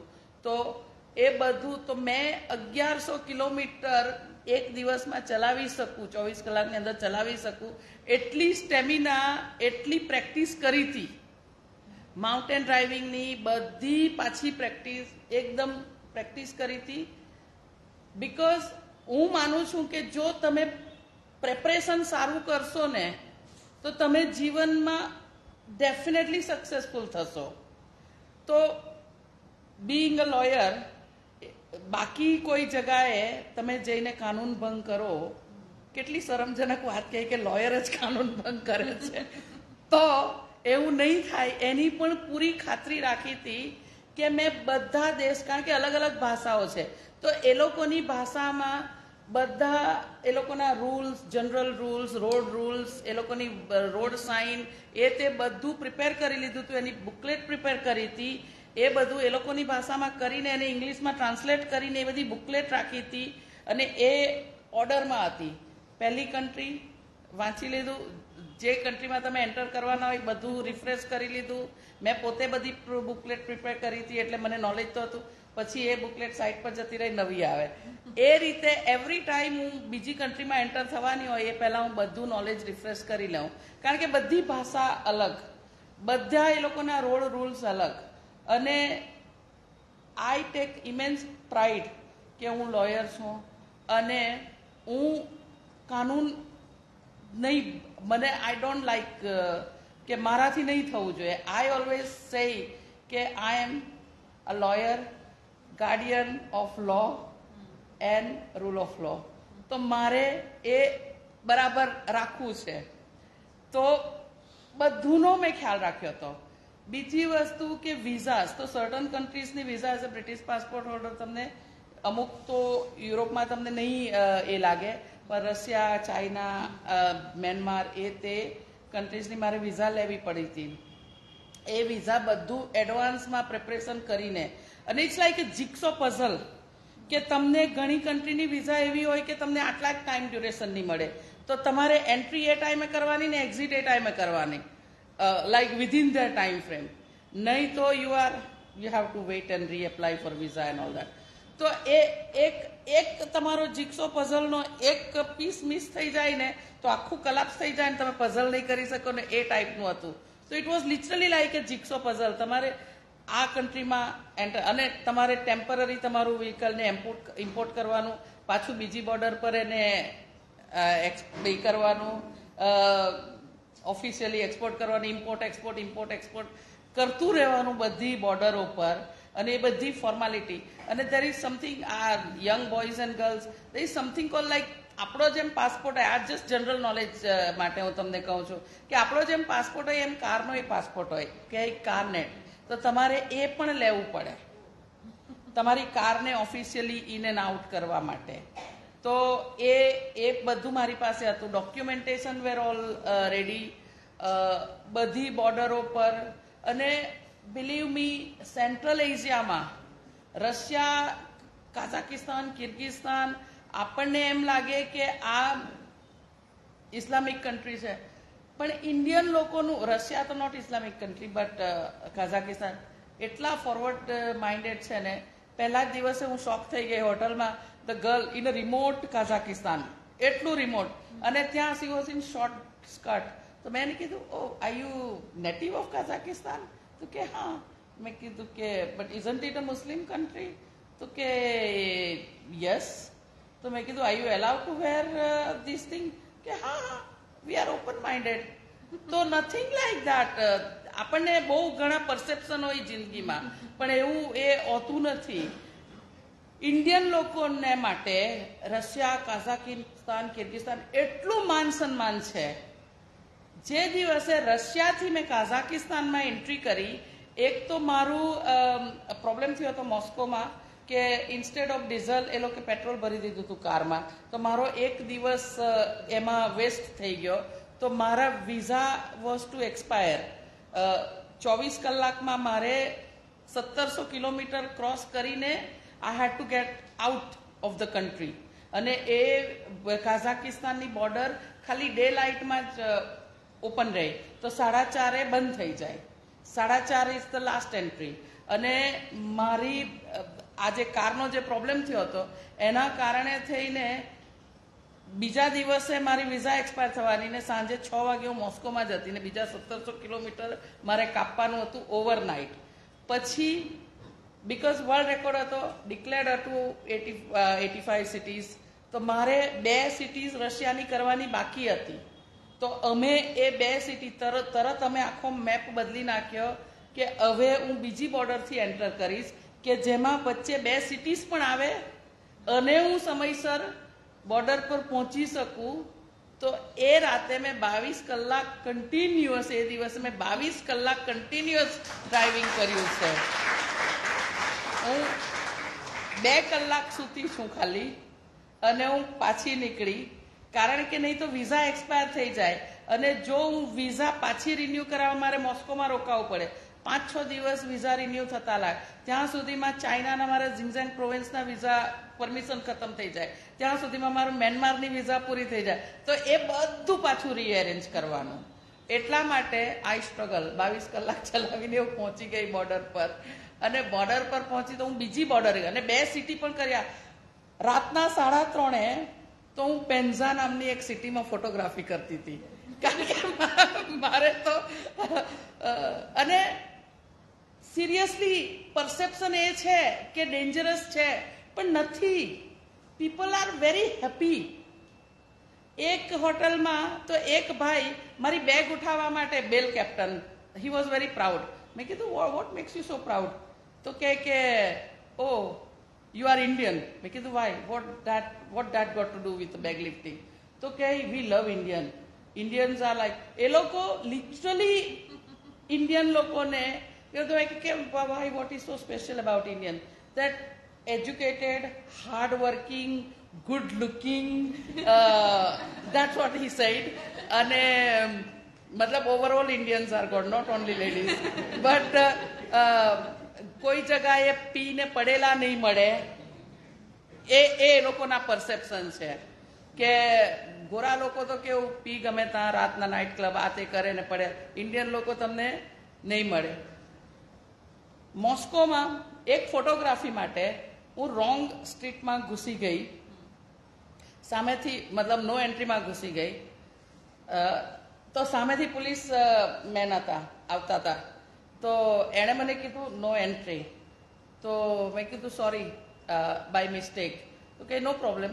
તો મેં કીધું કે now I am already here, can I take a photo? Already broken. તો આર યુ શ્યોર? મેં કીધું કે if you want to help me with a photo so I can be very quick. તો એણે જ મને ફોટા પાડ્યા. તો વેરી હેલ્પફુલ. એક જગાએ બ્રિટિશ નંબર પ્લેટ જોઈને રૂરલ રશિયામાં મારી કાર એક પોલીસે ઊભી રાખી અને જેવી મારા ટી શર્ટ પર ઇન્ડિયાનો ફ્લેગ નહીં, તે અમારા પ્રોપર યુનિફોર્મ હતા, તો ઇન્ડિયાનો ફ્લેગ નહીં તે જોયું. જેવું ઇન્ડિયાનો ફ્લેગ, ઇન્ડિયન લેડી ઉતરી, simply go lady go, nothing. British car જોઈને ઊભી રાખી, પણ ઇન્ડિયન લેડી જોઈને. તો કાઝાકિસ્તાનની એન્ટ્રીની હું વાત કરું તો હું પહોંચી 22 કલાક, હું સૂતી નહોતી. 22 કલાકને હું ડ્રાઇવિંગ કરીને હું બોર્ડર પર પહોંચી ગઈ, સમયસર પહોંચી ગઈ. તો ત્યાં ઓબ્વિયસલી એ લોકોનો રૂલ છે કે વિધિન 24 hours તમારે નિયરેસ્ટ પોલીસ સ્ટેશનમાં જઈને તમારા એરાઇવલનો સ્ટેમ્પ તમારે કરાવવો પડે. તો તમને એક સ્ટેમ્પ બોર્ડર પર આપે ને બીજો સ્ટેમ્પ તમારે સિટીમાં જઈને પોલીસ સ્ટેશનમાં જઈને કરાવવાનું હોય. અને હું તો લાઈક એવરીબડી એલ્સ હું ક્યુમાં ઊભી રહી. એ લોકોના રશિયા કાઝાકિસ્તાનના જે પણ ટ્રક ડ્રાઈવરને તે હતા એ લોકો મને ઇન્ડિયન ફ્લેગને એ તે જોયું તો મને એમણે કીધું સાઈડ પર આવો. તો સાઈડ પર હું મને થયું કે હવે વોટ ઇઝ ઇટ, કે શું કામ મને સાઈડ પર બોલાવે છે. તો સાઈડ પર હું ગઈ, એમણે મને ફર્સ્ટ ઇન ક્યુ મૂકી દીધી ઇમિગ્રેશન સ્ટેમ્પ માટે. તો I thought I M grateful. તો મારું સ્ટેમ્પ થઈ ગયું. જે પોલીસ સ્ટેશનના સ્ટેમ્પ હતા ને એ પણ એણે મને ત્યાં જ કરી આપ્યા કે we are doing it for you. મેં કીધું why am I special, you are Indian. મતલબ ઇન્ડિયન વોઝ એવરીથિંગ. તો પછી જે બોર્ડર પર લોકોને અઢી કલાક લાગે છે ને, હું 15 મિનિટમાં ઇન એન્ડ આઉટ થઈ ગઈ બીકોઝ આઈ વોઝ ઇન્ડિયન. તો ઇન્ડિયનનું બહુ રિસ્પેક્ટ છે એ કન્ટ્રીઝમાં.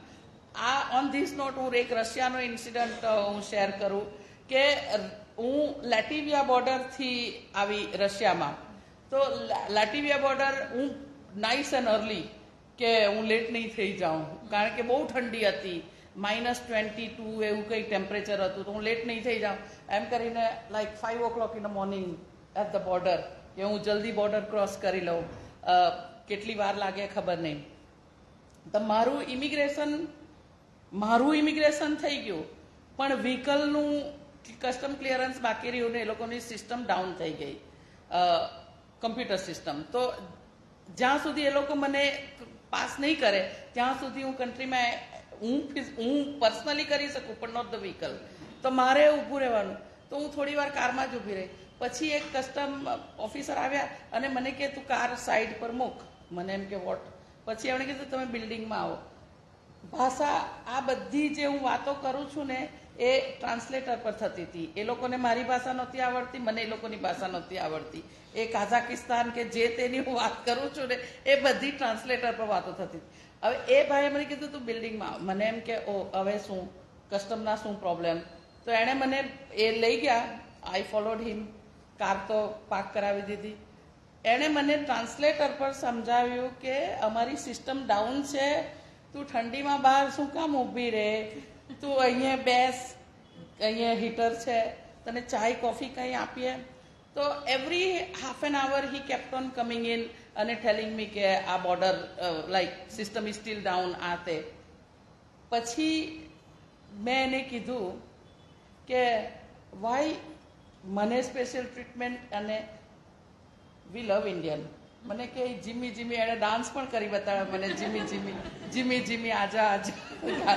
તો મને કે તું મિથુન ચક્રવર્તીને ઓળખે. મેં કીધું કે હા, મતલબ આઈ નો હુ હી ઇઝ, બટ પર્સનલી હું નથી ઓળખતી. Oh my favourite. તો એણે મને ડાન્સ પણ કરી બતાવ્યો. સો પીપલ એટલું, લગભગ હું 2.5 જેવા કલાક ત્યાં ઓફિસમાં બેઠી હતી, but with a lot of respect. અને જ્યારે એ લોકોની સિસ્ટમ અપ થઈ ગઈ, મારું કસ્ટમ ક્લિયરન્સ એ બધું કરીને સ્ટેમ્પ કરીને એણે મને લિટરલી બેસીને કે આ તારે અહીંયા આપવાનું છે, આ તું કાઝાકિસ્તાનની બોર્ડર ક્રોસ કરે ત્યારે તારે આપવાનું છે, આ તું કિર્ગિસ્તાનની બોર્ડર કરે કારણ કે એ લોકોનું કોમન કસ્ટમ છે ને, તો ત્યારે આપવાનું. એણે બધું અને મને કીધું કે તું લખી લે ક્યાં ક્યાં તારે આપવાનું છે અને put it. So they were so helpful just because I was Indian. તો આઈ સે પીપલ ટેક પ્રાઇડ કે આપણે ઇન્ડિયન છે. મને તો બહુ સારી એવી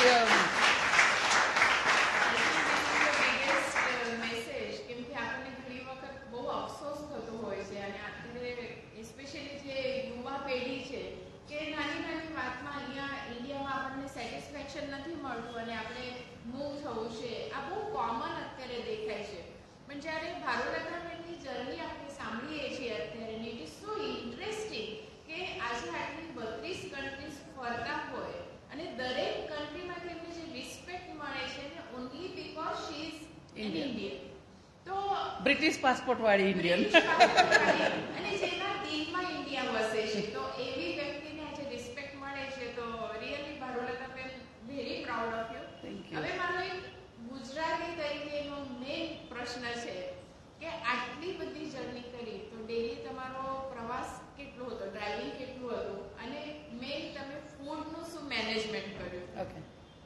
ગુજરાતી છું, ખીચડી મને એકદમ ફેવરિટ છે. તો હું ઘરથી જ મગની દાળ અને રાઈસ લઈ ગઈ. મગની દાળ જલ્દી ચડી જાય ને. રાઈસ કુકર નાનું હતું. દહીં તો તમને ગમે તે કન્ટ્રીમાં મળી જાય અને ફ્રૂટ્સ પણ તમને મળી જાય. ખાખરા હું ઘણા બધા લઈ ગઈ હતી અને બધા અઠાણા, ગોળ કેરી, છુંદો, મેથી, બધા જાતના અઠાણા હું લઈ ગઈ હતી. તો એના પર મારું ચાલતું હતું. સવારે હું હેવી બ્રેકફાસ્ટ કરીને હોટલથી નીકળું અને સ્પેશિયલી સેન્ટ્રલ એશિયામાં તો હોટલવાળા મારે ઘણી જગાએ તો ઓબ્વિયસલી હોટલ અમારી બધે જ એડવાન્સમાં બુક, મતલબ હું જે કન્ટ્રીમાં એન્ટર કરવાની હોય એ પહેલાં મારા હસબન્ડ ઓનલાઈન કે બુક કરી દેતા હોય ને ઓબ્વિયસલી નોટ લખે ને સિક્યોર કાર પાર્ક જોઈએ છે એ તે. એટલે ક્વેશ્ચન એ લોકોનો કેમ સિક્યોર, તો કે ને કે વર્લ્ડ રેકોર્ડ જર્ની પર છે ને એના માટે સિક્યોર કાર પાર્ક જોઈએ. તો એટલા માટે ઘણી જગાએ તે લોકોને બહાર લેવા આવતા હતા કે ઓ સી ઇઝ ધેર. એટલી મેક્સિમમ આખા સેન્ટ્રલ એશિયામાં મને એ લોકો ફ્રૂટ્સ પણ પેક કરીને આપતા હતા કે તને રસ્તે કશે, અને રસ્તે નથી જ મળતું ખાવાનું કંઈ, તો યુ ટેક ધીસ. લાઈક પિયરથી છોકરી જેમ જતી હોય ને એવી રીતનું હતું. મને લિટરલી એ લોકો બાંધીને આપતા હતા. બોટલ ઓફ વોટર, મારો ફ્લાસ્ક પણ ગરમ પાણીથી ભરીને આપે, કારણ કે હું તો કારમાં જ હું તો ટી બેગ્સ ને તેથી કરી લેતી ને મને ઇંગ્લિશ ચાય પીવાની આદત છે. તો English breakfast T steel my favourite. તો હું એ ટી બેગ અને સુગર ને મિલ્કના સેસે એટલે એ ચાલતું હતું. એક વાત ઇન્સિડન્ટ હું શેર કરવા માંગુ છું. જે દિવસે હું કાઝાકિસ્તાનથી કિર્ગિસ્તાનમાં ગઈ ને તો -39 ટેમ્પરેચર હતું, back of a Himalaya range, અને તમે કાર બંધ નહીં કરી શકો, નહીં તો તમારું ડીઝલ ફ્રોઝન થઈ જાય, તો પાછી ઓન નહીં થાય, તો કાર કન્ટિન્યુઅસલી ચાલુ જ હતી. અને China runs on Beijing time, China Beijing time પર હોય અને કિર્ગિસ્તાન એ લોકોના ટાઈમ પર, અને એ બોર્ડર 6 મહિના માટે બંધ થઈ જાય. અને હું લિટરલી 6 દિવસ પહેલાં જ હું એ બોર્ડર ક્રોસ કરીને આવી. તો obviously temperature was very bad. આગલા દિવસે હું એસેસ કરવા ગઈ હતી કે કેટલો સ્નો છે, પણ એસેસ કરીને કંઈ મતલબ નહોતો. ક્યાં તો ક્રોસ કરો, ક્યાં તો પાછા ઇંગ્લેન્ડ જાઓ, એ જ બે જ ઓપ્શન હતા. તો બોર્ડર મારે ક્રોસ કરવાની જ હતી. મારે 550 કિલોમીટર હિમાલય રેન્જમાં, હિમાલયના પાછળના ભાગમાં 550 કિલોમીટર કરવાનું હતું ને ડે લાઇટમાં બોર્ડર ક્રોસ કરવાની હતી અને ચાઇનાના બેઇજિંગ ટાઈમને પણ કેચ કરવાનું હતું. તો એઝ સુન એઝ તમે બોર્ડર પર પહોંચો ને તો 3 કલાક તમારી લાઈફમાંથી જતા રહ્યા, કારણ કે ચાઇના 3 કલાક અહેડ. તો હું કિર્ગિસ્તાન બોર્ડર પર હું પહોંચી. ત્યાં એ લોકોના, બિકોઝ કોઈ આવું ટ્રાવેલ કરવાવાળું હોય નહીં, તો એના જે ઇમિગ્રેશન ઓફિસર હેડ ગોન, કોઈ હતું તો સ્ટેમ્પ નહીં કરે તો કઈ રીતે નીકળો. તોય મેં એની સાથે જો ટ્રાન્સલેટર પર કે હું લોયર છું, ઇંગ્લેન્ડથી છું, you can't keep me here, અહીંયા તમારી કુલ્ફી, એ મને કે કાલે આવજો. કાલે મેં કીધું કાલે નહીં, આજે જ જઈશું. અને એ મારે એને લોયર પણ ત્યારે બતાડવું પડ્યું કે look, this is who I am, this is, મારે કરવું જ પડશે આજે ક્રોસ, અને હું અહીંયા નહીં રહી શકીશ, અને you can't keep me in the car. તો મેં કીધું એને કે દોડતો આવે અને સ્ટેમ્પ કરે.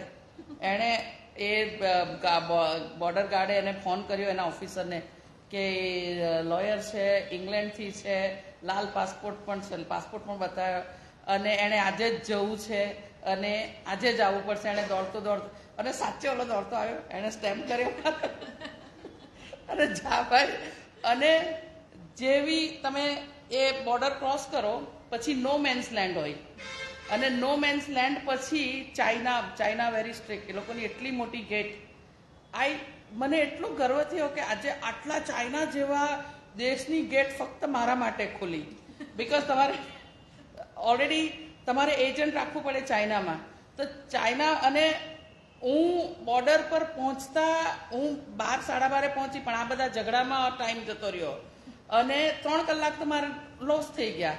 અને મારે નો મેન્સ લેન્ડમાં કેટલું ચાલવાનું હતું. નો મેન્સ લેન્ડ મતલબ કોઈ કન્ટ્રીનું એના પર કબજો નહીં હોય, નો મેન્સ, કોઈની પણ જમીન નહીં, કોઈ દેશનું નહીં એના પર, એવરી કન્ટ્રીની વચ્ચે હોય નો મેન્સ લેન્ડ, થોડોક હિસ્સો. મારા હસબન્ડ એ લોકોને અમારા એજન્ટને ચેંગડુમાં ફોન કરે કે સીઝ ઇન આટલા ટેમ્પરેચરમાં આવે છે અને સી ઇઝ ડેફિનેટલી કમિંગ. એ લોકો બેઇજિંગમાં ફોન કરે, ત્યાંથી પેલા લોકો બોર્ડર પર ફોન કરે કે સી ઇઝ ડેફિનેટલી કમિંગ અને એને લેવાની છે બોર્ડરમાં, બોર્ડરની અંદર. તો મારા એજન્ટ પછી બોર્ડર પર આવીને ત્યાં ગેટ પર આવીને ઉભા રહ્યા. દે ચેકડ ઓન માય પાસપોર્ટ અને એ લોકોની આર્મીને એટલે તમારું બધું ચેક કરે અને આખા દેશની બોર્ડર ખાલી મારા માટે, મને લેવા માટે ખુલી. અને મારા માટે થઈને ધ બિગેસ્ટ થિંગ વોઝ કે ત્યાર પછી તમે જેટલું ચડીને આવ્યા ને એટલું ઉતરવાનું ને ત્યાં તમારે ઇમિગ્રેશન ઓફિસ. તો 1.5 કલાક જેટલું, 1.5-2 કલાક એટલું મારે પાછું નીચે ઉતરવાનું ને આટલા સ્લીપરી ઓલામાં, આટલા સ્નોમાં. તો એ ઉતરતા ઉતરતા મને એ લોકોની ઇમિગ્રેશન ને કસ્ટમ 7 વાગે બંધ થઈ જાય સાંજે અને હું 8:30 પહોંચી, કારણ કે પહેલેથી જ આઈ વોઝ રનિંગ લેટ. અને આખા દેશની કસ્ટમ અને આખા દેશની બોર્ડર સિક્યુરિટી, ઇમિગ્રેશન મારા માટે એકલી માટે ખુલ્લું રાખ્યું હતું કે સી ઇઝ અ લેડી અને she has to be in, she has to be taken in. 1.5 કલાક. અને કસ્ટમ ઓફિસર્સ એ લોકોનું રૂલ છે કે બધી વસ્તુ એ લોકો સ્કેન કરે, તમારું વ્હીકલ, તમારા કારમાં જે પણ હોય એ બધું સ્કેન કરે.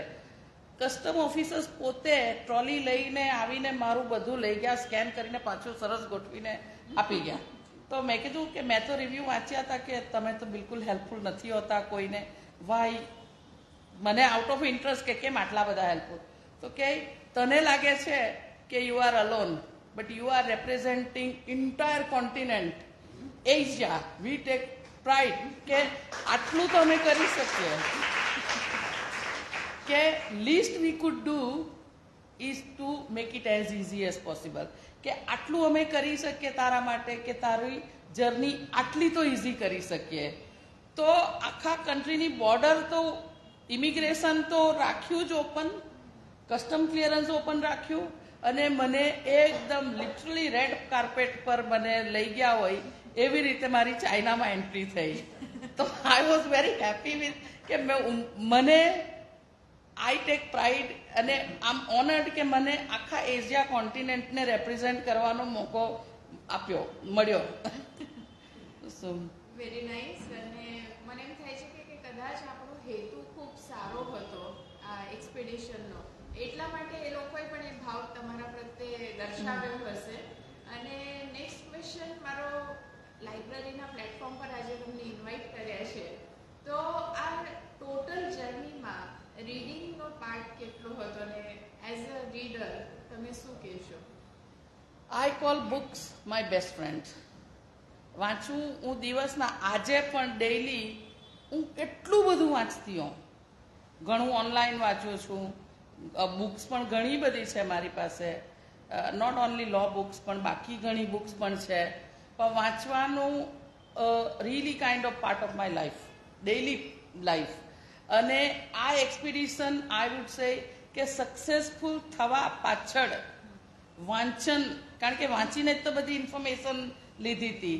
વાંચીને મારી પાસે ફર્સ્ટ હેન્ડ મેં વાંચ્યું હતું, એ મારી ફર્સ્ટ હેન્ડ ઇન્ફોર્મેશન હતી. તમે કોઈએ નો ડાઉટ લોકો ગાઈડ પણ કરતા હતા જે તે રિસ્પેક્ટિવ કન્ટ્રીમાં. અને આખા જેટલી કન્ટ્રીમાંથી હું પાસ થઈ તો આપણા ઇન્ડિયન એમ્બેસીઝ, ઇન્ડિયન એમ્બેસેડર બધા મને આવકારતા હતા, ઓફિસમાં સન્માનિત કરતા હતા, ઇન્ડિયન એમ્બેસીઝમાં જમવા લઈ જતા, કોઈ જમવાનું ત્યાં મંગાવે, કોઈ ઘરે બોલાવે, એ રીતે. તો ઇન્ડિયન એમ્બેસીઝ પણ બહુ સપોર્ટ કર્યો મને અરાઉન્ડ આટલા. એ લોકો મને જનરલ જે મને ઇન્ફોર્મેશન જોઈતી હોય એ પ્રોવાઈડ કરે આ તે. પણ મારું વાંચન એટલું હતું કે મેં મારું આ એક્સપિડિશન એટલું ફાઇન ટ્યુન પ્લાનિંગ કર્યું હતું કે એને નહીં સક્સેસફુલ થવાનો તો કોઈ સ્કોપ જ નહોતો. તો વાંચન was very important aspect of a successful expedition. તો વાંચવું બહુ જરૂરી છે. અને બીઈંગ લર્નેડ, વાંચશો ને તો તમે લર્નેડ થશો, મતલબ તમે જાગૃત થશો બધી વસ્તુઓ માટે. તો વાંચવું જરૂરી છે. મારું તો લાઇબ્રેરી સાથે બહુ ગહેરો સંબંધ રહ્યો છે, એજ્યુકેશનથી લઈને. અને હમણાં પણ હવે તમે મને વધારે જોશો આ લાઇબ્રેરીમાં પણ. અને વાંચવું મતલબ અમારા ઘરે પણ અમે લાઇબ્રેરી બનાવી છે. We have so many books, thousands of books. વાંચવાનો શોખ છે તો અહીંયાથી ત્યાંથી ઓલ ઓવર ધ વર્લ્ડથી લીધી હોય તો યસ, આઈ વુડ સે સો. કારણ કે વાંચીને we had the information, complete information. Technology is one aspect, but reading is a big asset in a successful expedition. Very nice. और एक જ નહીં, ઘણા expeditions. હા, એ હા. પ્રશ્ન મારો હતો કે આપે જે બધું બેટી બચાવો બેટી પઢાઓ કે બીજા જે અત્યારે આપણે હેલ્થ કેર માટે જે બધું કાર્ય કરી રહ્યા છો તો એના વિશે થોડો પ્રકાશ પાડશો. કેન્સર સર્વાઈવર છું તો હું કેન્સર માટે જનજાગૃતિ મેં ફેલાવવાની કોશિશ તો પૂરી કરી છે. કેન્સર મતલબ નોટ કેન્સલ ફ્રોમ જિંદગી. નો ડાઉટ હું કોઈ સુપર હ્યુમન નથી, લાઈક ઓર્ડિનરી, લાઈક એનીબડી. કેન્સરની વાત સાંભળીને મને પણ setback was like me and cancer હોઈ જ નહીં શકે એવું થાય. એ રિપોર્ટ બદલાઈ ગયા હશે તો મારા હસબન્ડને બધી જગાએ એમણે મને ચેક કરાવી આપ્યા કે નથી બદલાયા, you get on with a treatment. તો બિંગ અ સર્જનની વાઇફ મને તો obviously I was treated like a VIP, private rooms, આ તે લંડનમાં હતી. પણ આજે કેન્સરનું પ્રમાણ એટલું બધું વધારે છે. લાઈક હમણાં ઓવર 4 યર્સથી મારા હસબન્ડ અહીંયા ઇન્ડિયામાં પ્રેક્ટિસ કરે છે, જુએ છે અલગ અલગ કેન્સર. બહેનોને પણ કેન્સર એટલા બધા છે અલગ અલગ. એન્ડ ઘણા લોકો કેન્સરથી ડરે છે. ઘણાને લંપ હોય ને તોય એ લોકો એ નથી કરાવતા, ડિટેક્ટ નથી કરાવતા કે ઓ કેન્સર નીકળ્યું તો આઈ ઓલવેઝ સે કે નીકળશે જલ્દી, તમારું નીકળશે તો તમે જલ્દી સારા થશો, મારા જેવા બેક ટુ લાઈફ થશો. એડવાન્સ સ્ટેજ પર રહેશે તો એટલું જ કોમ્પ્લેક્સ થશે તમારી લાઈફ.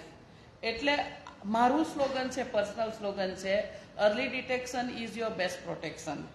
તો એ ઇન્ટરનેશનલી મેં કેન્સરના વખતે જે તમે વાંચો છો, ઘણી જગ્યાએ કોઈ લોકોએ વાંચ્યું પણ હશે, ઉત્તરી ધ્રુવ પર તિરંગા લહેરાને વાળી પહેલી ભારતીય કે. તો એ મારા છોકરાઓ સાથે મારું એક્સપિડિશન હતું અને એ વખતે મારી કેન્સરની ટ્રીટમેન્ટ ચાલતી હતી. તો કેન્સરની ટ્રીટમેન્ટની વચ્ચે એ રેકોર્ડ મેં કર્યો છે. અને કેન્સર પછી મારો રેકોર્ડ છે 90 કલાકમાં 4,500 કિલોમીટર -45. એ આર્કટિક એક્સપિડિશન હતું. -45 temperature, frozen rods and frozen everything. A Arctic expedition હતું. એ 90 આવર્સમાં. અને 90 આવર્સ મતલબ 3 વાર હું 6 કલાક સૂતી પણ છું એમાં. તો દેટ ઇઝ અનધર એક્સપિડિશન. બીજું મારું એક્સપિડિશન છે 1500 કિલોમીટર નોન સ્ટોપ, 14 કલાક ને 23 મિનિટ્સમાં. તો એ મેં નોન સ્ટોપ યુકેના એક એન્ડથી another end. That is my record. અને હજુ સુધી એ રેકોર્ડ કોઈ તોડવાની કોશિશ તો કરી પણ કોઈ સક્સેસફુલ નથી થયું. સો એવા અનગિનત રેકોર્ડ છે. આર્કટિકના 3 રેકોર્ડ છે. Longest distance in Arctic circle પણ મારો રેકોર્ડ છે 32 ડેઝ. પછી મેક્સિમમ ડિસ્ટન્સ ક્રોસ કોન્ટિનેન્ટલ આટલા ઓછા સમયમાં, એ પણ મારો રેકોર્ડ છે. તો એવા એક રેકોર્ડમાં પણ એ પહેલા 32 દેશવાળામાં ને 4 રેકોર્ડ સાથે હતા. એટલે એવા ઘણા રેકોર્ડ, તો 7 રેકોર્ડ છે ડ્રાઇવિંગમાં. અને આટલા વર્લ્ડ રેકોર્ડ જેના નામ પર હોય એવા પત્નીના પતિ હોવું એ પણ એક પ્રાઇઝ છે. તો એમના આ તમારી જર્નીમાં એમનું કોન્ટ્રીબ્યુશન શું છે એ વિશે કંઈક. ઓકે. બધી જનરલી એ કહેવત છે કે સક્સેસફુલ પુરુષની પાછળ લેડી હોય, પણ એ પણ એટલું જ સત્ય છે કે સક્સેસફુલ લેડીની પાછળ પણ પુરુષનો સપોર્ટ હોય. જ્યારે હું 32 દેશના એક્સપિડિશન પર નીકળી હતી તો મારા હસબન્ડ સર્જન છે, એમની બહુ બિઝી સર્જિકલ પ્રેક્ટિસ હોય, તો છતાં નાનો મારો છોકરો 8 વર્ષનો હતો, મોટો 10 વર્ષનો હતો, તો એમણે બંનેને 2 મહિના સુધી એકલા હાથે મેનેજ કર્યા. અમે એક લેડી રાખી હતી જે સ્કૂલ ડ્રોપઅપ કરે, પિકઅપ કરે એ તે, પણ એમને સવારે તૈયાર કરવાના, નવડાવવાનું, ખવડાવવાનું, સુવડાવવાનું, એ બધું એમણે સર્જિકલ પ્રેક્ટિસ એમને એડજસ્ટ કરી હતી. મારા એજ્યુકેશનમાં પણ હું એક્ઝામો આપતી હોઉં, બેરિસ્ટર લેવલ પર એમ જ નથી પહોંચાયું. એમણે મને બહુ મદદ કરી છે, કારણ કે હું એક્ઝામ આપતી હોઉં તો હું 7-8 દિવસ હું કંઈ નહીં કરું એક્ઝામના વખતે, કંઈ નહીં તો એ ખીચડી બનાવ મતલબ બહારથી જે તે બંદોબસ્ત કરે. છોકરાઓ, હું એક રૂમમાં વાંચતી હોઉં ને છોકરાઓને એ મેનેજ કરે કે મને ડિસ્ટર્બ નહીં કરે. તો દેશ એજ્યુકેશનમાં કે એક્સપિડિશનમાં, અને કેટલા હસબન્ડો અહીંયા પણ બેઠા છે જે વાઈફને 2 મહિના સુધી જા એક્સપિડિશન કર કે જા તું આર્કટિક એક્સપિડિશન કર, બહુ ઓછા મળશે કે વિલિંગલી કે જાઓ તમે કરો. I really want to add to this કે તમે ભાઈઓ, અંકલો, જે તમને હું સંબોધિત કરું, કે તમારી બેન, દીકરી, વાઈફ, ભાભી જે પણ હોય, ભરોસો કરો એ લોકોના પર, એ લોકોની એબિલિટી પર ભરોસો કરો કે કરી શકશે. પહેલેથી જ એક માઇન્ડસેટ બનાવી લઈને લેડીઝ તો આ કરી જ નહીં શકે, આને તો આનો સ્વભાવ જેવો છે, આનાથી તો થઈ જ નહીં શકે. એ ધારણા બાંધ્યા વગર તમે એને શાંતિથી સાંભળો, એનો પોઈન્ટ ઓફ વ્યૂ સાંભળો, કરી એટલીસ્ટ નહીં કરી, તમને મનમાં લાગતું હોય ને કે નહીં કરી શકે, તોય એને એન્કરેજ કરો, તોય એને સપોર્ટ કરો, કરવાની તક તો આપો, એટલીસ્ટ એને કોશિશ તો કરવા દો. તો જ આ રીતે જો બધા મારા હસબન્ડના ફૂટસ્ટેપ પર બધા હસબન્ડ ચાલશે ને તો ઘણી બધી લેડીઝ બહુ બધું કરી શકશે. તો મારી કેટલી પણ મોડલ થઈ હોય તો પણ કશે કંઈક ઇન્ડિયન મેલ ઈગો હોય છે કે જે તમને રોકતા હોય છે કે તું ગમે તેટલી ભણેલી હોય કે આ તો તું જોબ કરતી હોય પણ બેંકમાં સ્લીપ ભરવાની તને ફાવશે એવું પૂછવાવાળા પણ હોઈ શકે છે. તો એમાંથી બહાર નીકળીને એ સ્ત્રીને એક પગભર કરવાની સાથે એક આત્મસંતોષ તરફ લઈ જવાની હોય, એને સક્સેસફુલ બનાવવી હોય, તો આ નાની નાની વાતો પણ કેટલી બધી ઇમ્પોર્ટન્ટ હોય છે. અને કદાચ આજે આપણે એટલું બધું સક્સેસ પ્રાપ્ત કર્યું છે, આટલા બધા રેકોર્ડ્સ કરી શકે છે, તો એની પાછળ 50% ક્રેડિટ તો કદાચ એમના ભાગે પણ જઈ શકે. ડેફિનેટલી કારણ કે એમનો એટલો સપોર્ટ, મતલબ એવું, અમે ઓબ્વિયસલી એ મહારાષ્ટ્રીયન છે, હું ગુજરાતી છું, અમે ફ્રેન્ડ્સ હતા પહેલા, અને અમે જ્યારે લગ્ન કર્યા તો અમે એ રાખ્યું હતું કે આપણી ફ્રેન્ડશીપ શુડ રિમેઇન ઇન્ટેક્ટ. આજે 21 વર્ષ થયા અમારા લગ્નને, આજે પણ અમારી ફ્રેન્ડશીપ એટલી મજબૂત છે, અમે આજે પણ યુટ્યુબ પરથી જોક શોધીને રાતભર સાંભળતા હોઈએ, કે અમારું મ્યુઝિક કે આ કે અમે લાઈક સાથે બેસીને મ્યુઝિક સાંભળતા હોઈએ કે આ કે, પણ એ કે બંને અમે એકબીજાના પ્રોગ્રેસમાં સપોર્ટ કર્યો છે. MCH એ તે જે કરતા, MCH એને રોબોટિક સર્જરી એ તે કરતા હતા, તો એ વખતે હું પણ એમને એટલો સપોર્ટ કરતી હતી કે look, do it, like you can do it. જ્યારે હું ઇંગ્લેન્ડમાં જ રહેતી હતી અને એ ઇન્ડિયાથી આવ્યા હતા, તો એમની પાસે ઇંગ્લેન્ડનું લાયસન્સ નહોતું, તો હું એમને બધે ડ્રાઇવિંગ કરીને એક્ઝામ આપવા લઈ જતી, આ તે. તો I also use to help. World record, હવે એમને જમવાનું બનાવતા જરા, એ રાઈસ બોઇલ કરી શકે, ખીચડી બનાવી શકે, અને મારા કેન્સર વખતે એમણે રોટલી કોઈ દિવસ બનાવવા નહોતું આવડતું, તો એમણે રોટલી બનાવતા એ શીખી લીધું કે મને કેન્સર થયું હતું. સો ઓબ્વિયસલી ઇંગ્લેન્ડમાં તો ખાવાનું ને એવું તેવું બહારથી એટલું મળી નહીં રહી, like what we eat type, આપણે જે રોજમરાનું જે ખાઈએ એવું. તો એમણે રોટલી બનાવતા એ શીખી લીધું કે છોકરાઓને, મેં તો બહારનું ખાવાની આદત પાડી નથી, તો ઘરનું ખવડાવવાનું. તો એમને હવે તો જમવાનું બનાવતા આવડે છે કે મારા કેન્સરે એમને રોટલી ને શાક ને બધું શીખવી દીધું.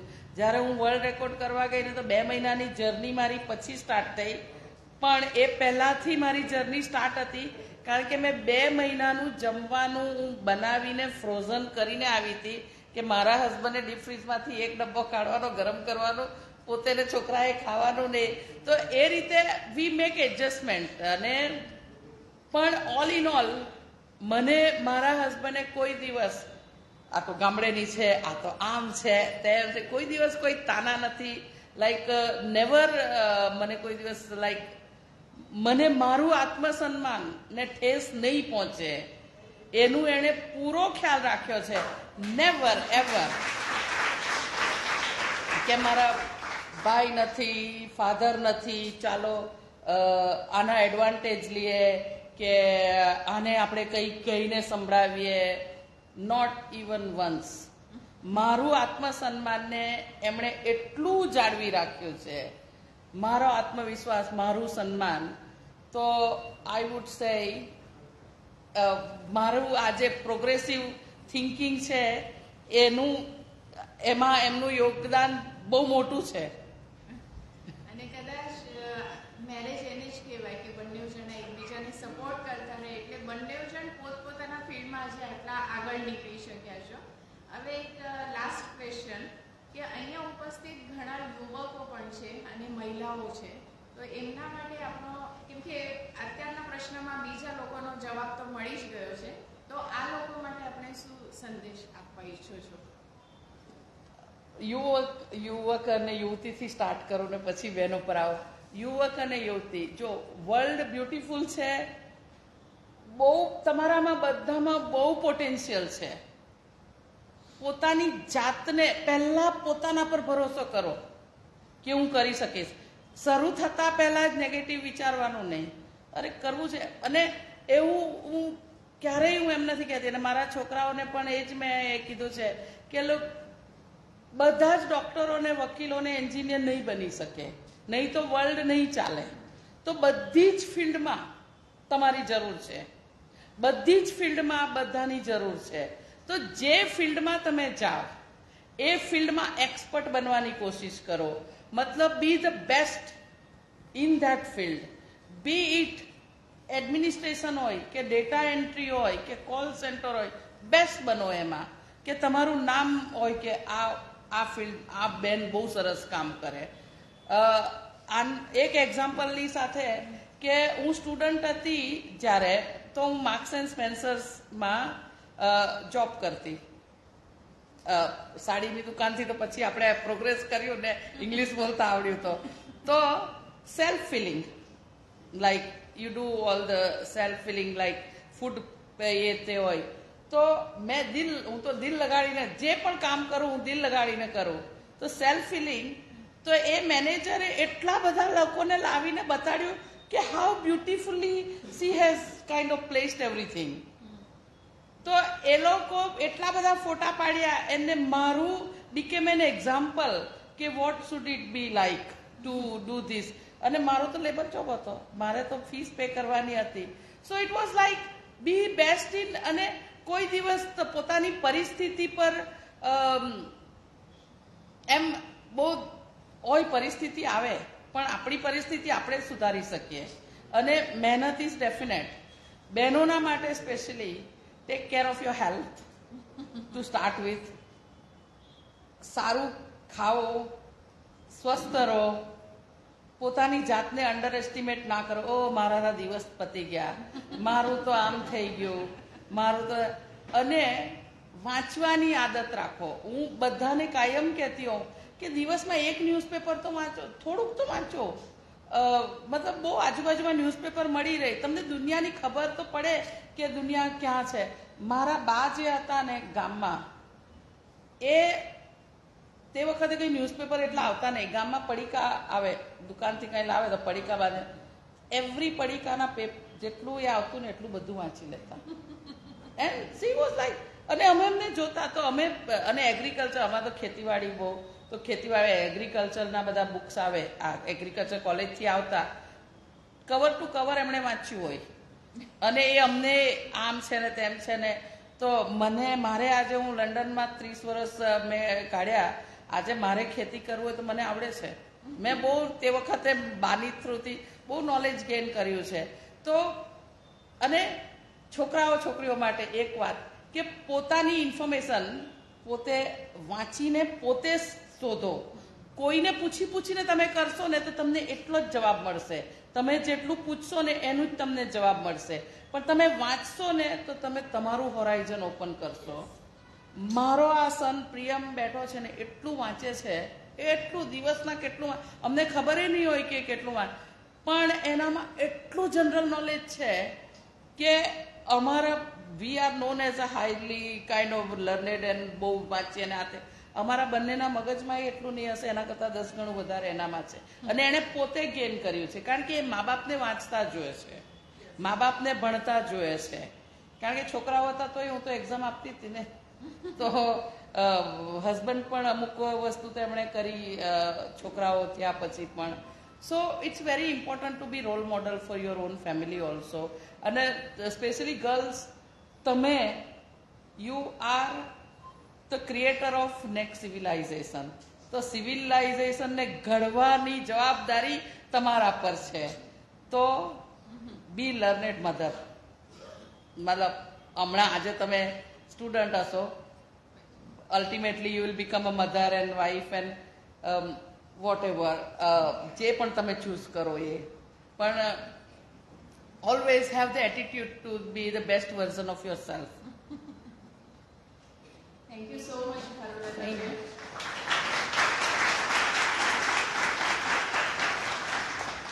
અદમ્ય હિંમત, વિશ્વાસ અને ઈચ્છા શક્તિ અને મનોબળના આધારે તમે દુનિયાના કઈ પણ ક્ષેત્રમાં કેટલું આગળ જઈ શકો, અને એ પણ એક સ્ત્રી હોવાનો અભિમાન બાળગીને, એ ગૌરવની લાગણી હોવાની સાથે, એક પ્રાઉડ ભારતીય હોવાની સાથે જ્યારે તમે આટલા બધા યશના શિખરો વારાફરતી સર કરતા જ રહો છો, ત્યારે ભારુલતાબેન જેવી એક વ્યક્તિ આજે આપણી સમક્ષ અહીંયા અમે રજૂ કરી શક્યા.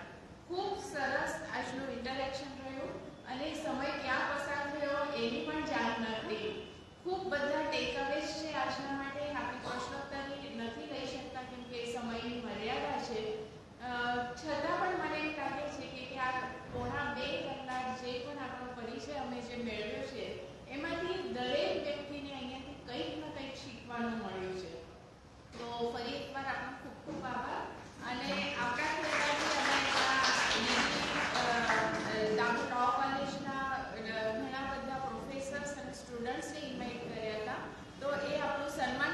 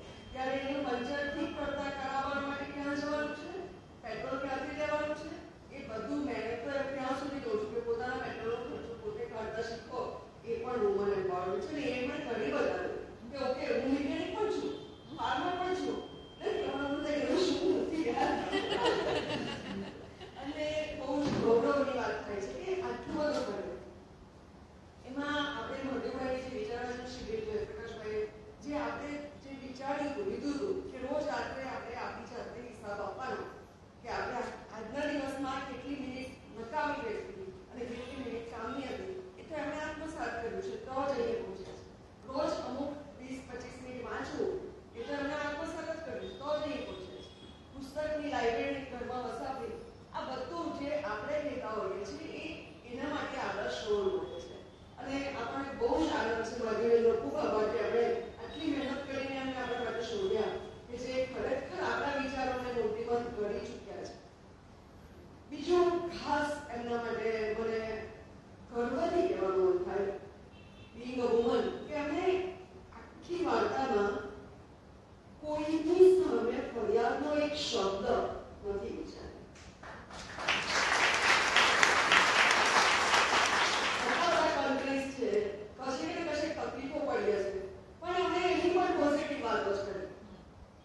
બધી ફેમિલીમાં પણ એમને જેને પથ્થર કીધો એના માટે પણ પોઝિટિવ કે તમે કીધું તમે તો હું આટલી ઉપર આવી. અને બેકબોન જેની એક્સિડન્ટમાં ઇન્જર થયો ને એનું ફેમિલી આટલું સરસ બેકબોન બને, તો એ બેકબોન માટે પણ એકવાર મંચ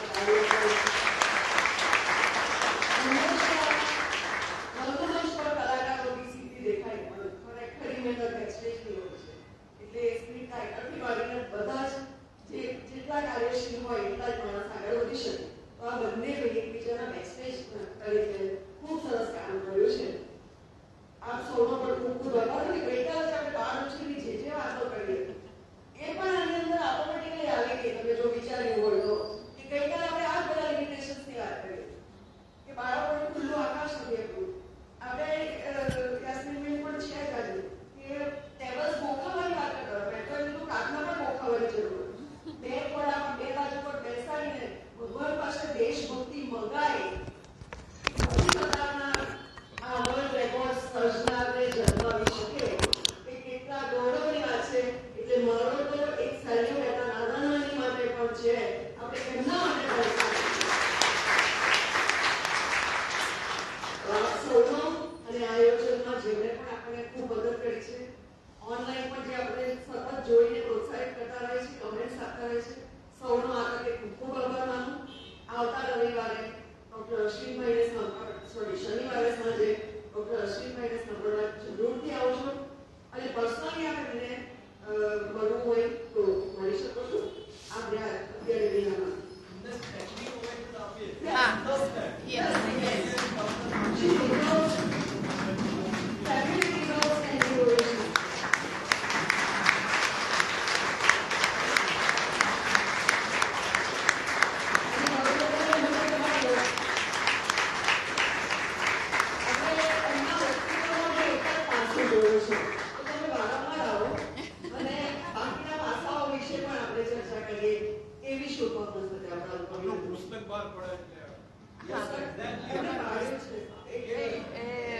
હજુ લોન્ચ કરવાનું બાકી છે. ઇન્સ્પિરેશનલ અને મોટિવેશનલ છે કે સ્ટીફન કોવી જેવી તમારી પ્રખ્યાત હશે. બેસ્ટ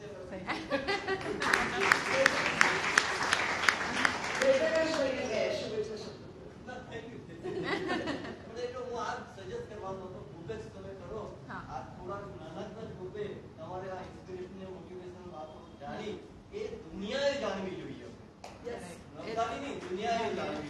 32 કંટ્રીની બુક તો લખી છે. ડે ટુ ડે મારા એક્સપિરિયન્સીસ કે વોટ આઈ ફેલ, મતલબ પોઝિટિવ નેગેટિવ બધું લખ્યું છે. જે પ્રોબ્લેમ થયા એ પણ લખ્યું છે, શું કામ થયા અને વોટ આઈ ડીડ, હું ઓવરકમ કઈ રીતે એ પણ છે. મારી કેન્સરની પણ બુક લખાઈ છે કે કેન્સર થી મેં કઈ રીતે પોતાની જાતને મનુવર કરી હું પાછી back to pretty much normal life હું કઈ રીતે પાછી લઈ આવી અને કેટલા સમયમાં. અને જ્યારે હું 4 વર્ષ ઓવર 4 યર્સ એગો જ્યારે હું ઇન્ડિયા લેન્ડ થઈ હતી ને તો હું વ્હીલચેર પણ લેન્ડ થઈ હતી. I didn't want to stay on a wheelchair. અને એ પછી મેં મારી જાતને ઇન્ડિયામાં એક્ટિવ કરી પાછી અને આમ હિયર. અને એક વસ્તુ એક મેસેજ આપવામાં રહી ગઈ તો હું કહી દઉં કે I have always been real be, જે હું છું એ. આઈ નેવર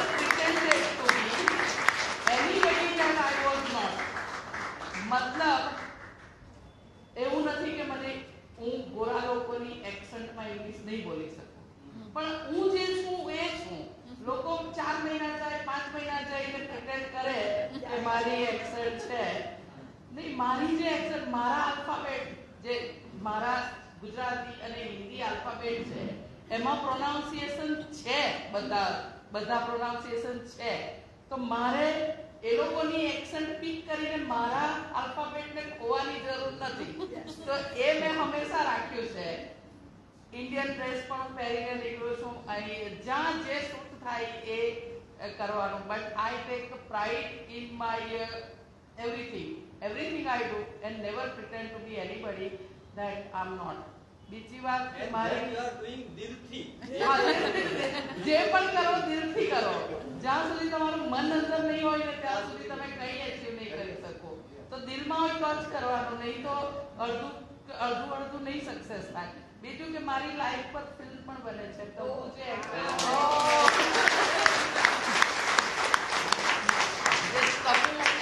છે ને એ બનાવે છે. તમે જોઈ હશે અને ફિલ્મમાં. તો એની સાથે મારી ઘણી મિટિંગો થતી હોય, પણ એ પણ ચાલે છે. અને લોનાર ક્રેકર મહારાષ્ટ્ર, એની મેં ડોક્યુમેન્ટરી બનાવી હતી. નાસાથી સાયન્ટિસ્ટ ઇન્ડિયા લાવવાવાળી હું છું. અને એ 2010 થી મેં ફાઇટ ચાલુ કરી. ઓબ્વિયસલી મહારાષ્ટ્ર મારું સાસરું છે, તો મહારાષ્ટ્રની ઘણી વસ્તુઓથી હું પરિચિત છું. તો આઉટ ઓફ બ્લુ એક દિવસ એ થયું કે ઓ સમથિંગ સો યુનિક. તો એનું મેં રિસર્ચ કર્યું, એની મેં ડોક્યુમેન્ટરી બનાવી, મેં પ્રોડ્યુસ કરી, મેં ડાયરેક્ટ કરી. નાસાથી સાયન્ટિસ્ટ ઇન્ડિયા બોલાવ્યા. અમે એનું વર્લ્ડ હેરિટેજ સ્ટેટસ માટે લડાઈ ચાલુ કરી ઇન્ડિયન ગવર્મેન્ટ સાથે, મહારાષ્ટ્ર ગવર્મેન્ટ સાથે. અને આજે પ્રાઉડલી અમે લોનારને રામસર સાઇટ બનાવી છે. બહુ રેલીઓ કરી, બહુ મિટિંગો કરી, અને we have been successful in that. તો આવા બધા આ બધા કામો નવસારી સુધી પહોંચ્યા નથી, કારણ કે મને નવસારીમાં કોઈ ઓળખતું નથી. પણ હવે હું આવીને ગઈ. તમે નવસારીમાં છો એ નવસારીનું ભાગ્ય છે. કાલે સાંજે રાત્રે 7:10 વાગે નિશાબેન મળ્યા અને મને તમારી વાત કરી. તો આખી રાત સુધી મને ઊંઘ નહીં આવી. તમે જે કારણ કે હું એનું ક્યારે સાંભળીશ, હું તમને ક્યારે મળીશ. અને ખૂબ આનંદ થયો મને આજે મળીને. ઘણું બધું મને જાણવા મળ્યું. અમારી લાઇબ્રેરી બાળકોને છે ને માટે અમે પ્રયત્ન કરીએ છીએ. બાળકોના સંસ્કાર સિંચનના મોટિવેશનના માટેના અમે ઘણી બધા પ્રવૃત્તિઓ કરીએ છીએ. તેમાં વિચાર વાંચન એક છે. તેમાં અમે આ જ કહેવા માટે છે જે અમે કહીએ છીએ તેના તમે રોંગ મોડેલ છો.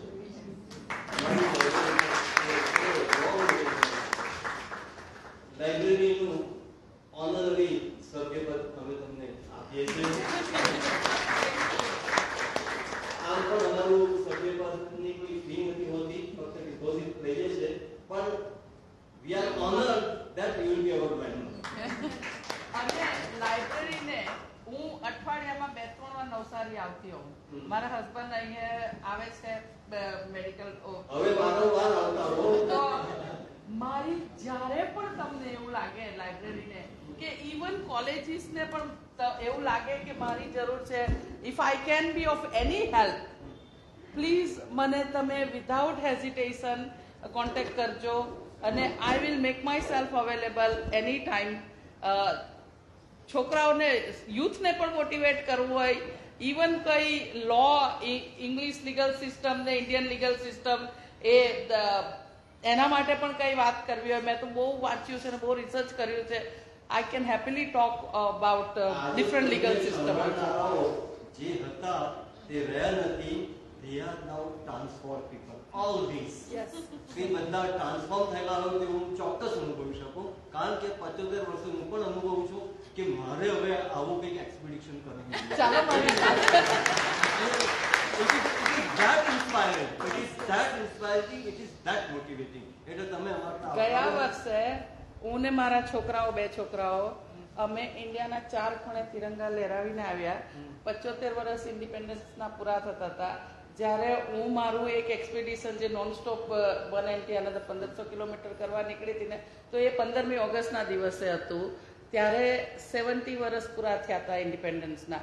અને બધાની તે દિવસે સ્પીચ થઈ, મતલબ બ્રેન્ટ ઇન્ડિયન એસોસિએશનથી મારું ફ્લેગ ઓફ હતું અને બહુ બધા ઇન્ડિયન કમ્યુનિટી આવ્યા હતા, મેયર પણ આવ્યા હતા બધા. કોઈએ કોઈ ફ્રીડમ ફાઇટરને યાદ નહીં કર્યા. તો એ ટચ માય હાર્ટ કે જે આપણને ફ્રીડમ આપી ગયા એમને તો યાદ કરતા નથી. તો I wanted to pay tribute in a different way. તો અમે 65,000 કિલોમીટર, હું ને છોકરાઓ અમે 3 જણા ગયા હતા. તો દેશના 4 ખૂણે તિરંગા, તમે સિયાચીન પર પણ તિરંગા લહેરાવીને આવ્યા અને જ્યાં કોઈ સિવિલિયન નથી ગયું આજ સુધી, ત્યાં સુધી અમે પહોંચીને તિરંગા લહેરાવીને we came back in October last year. ફરી એકવાર ડોક્ટર કામલે સાહેબ માટે એમના દીકરા પ્રિયંકા ખૂબ વાંચે છે એટલા માટે અમે ખૂબ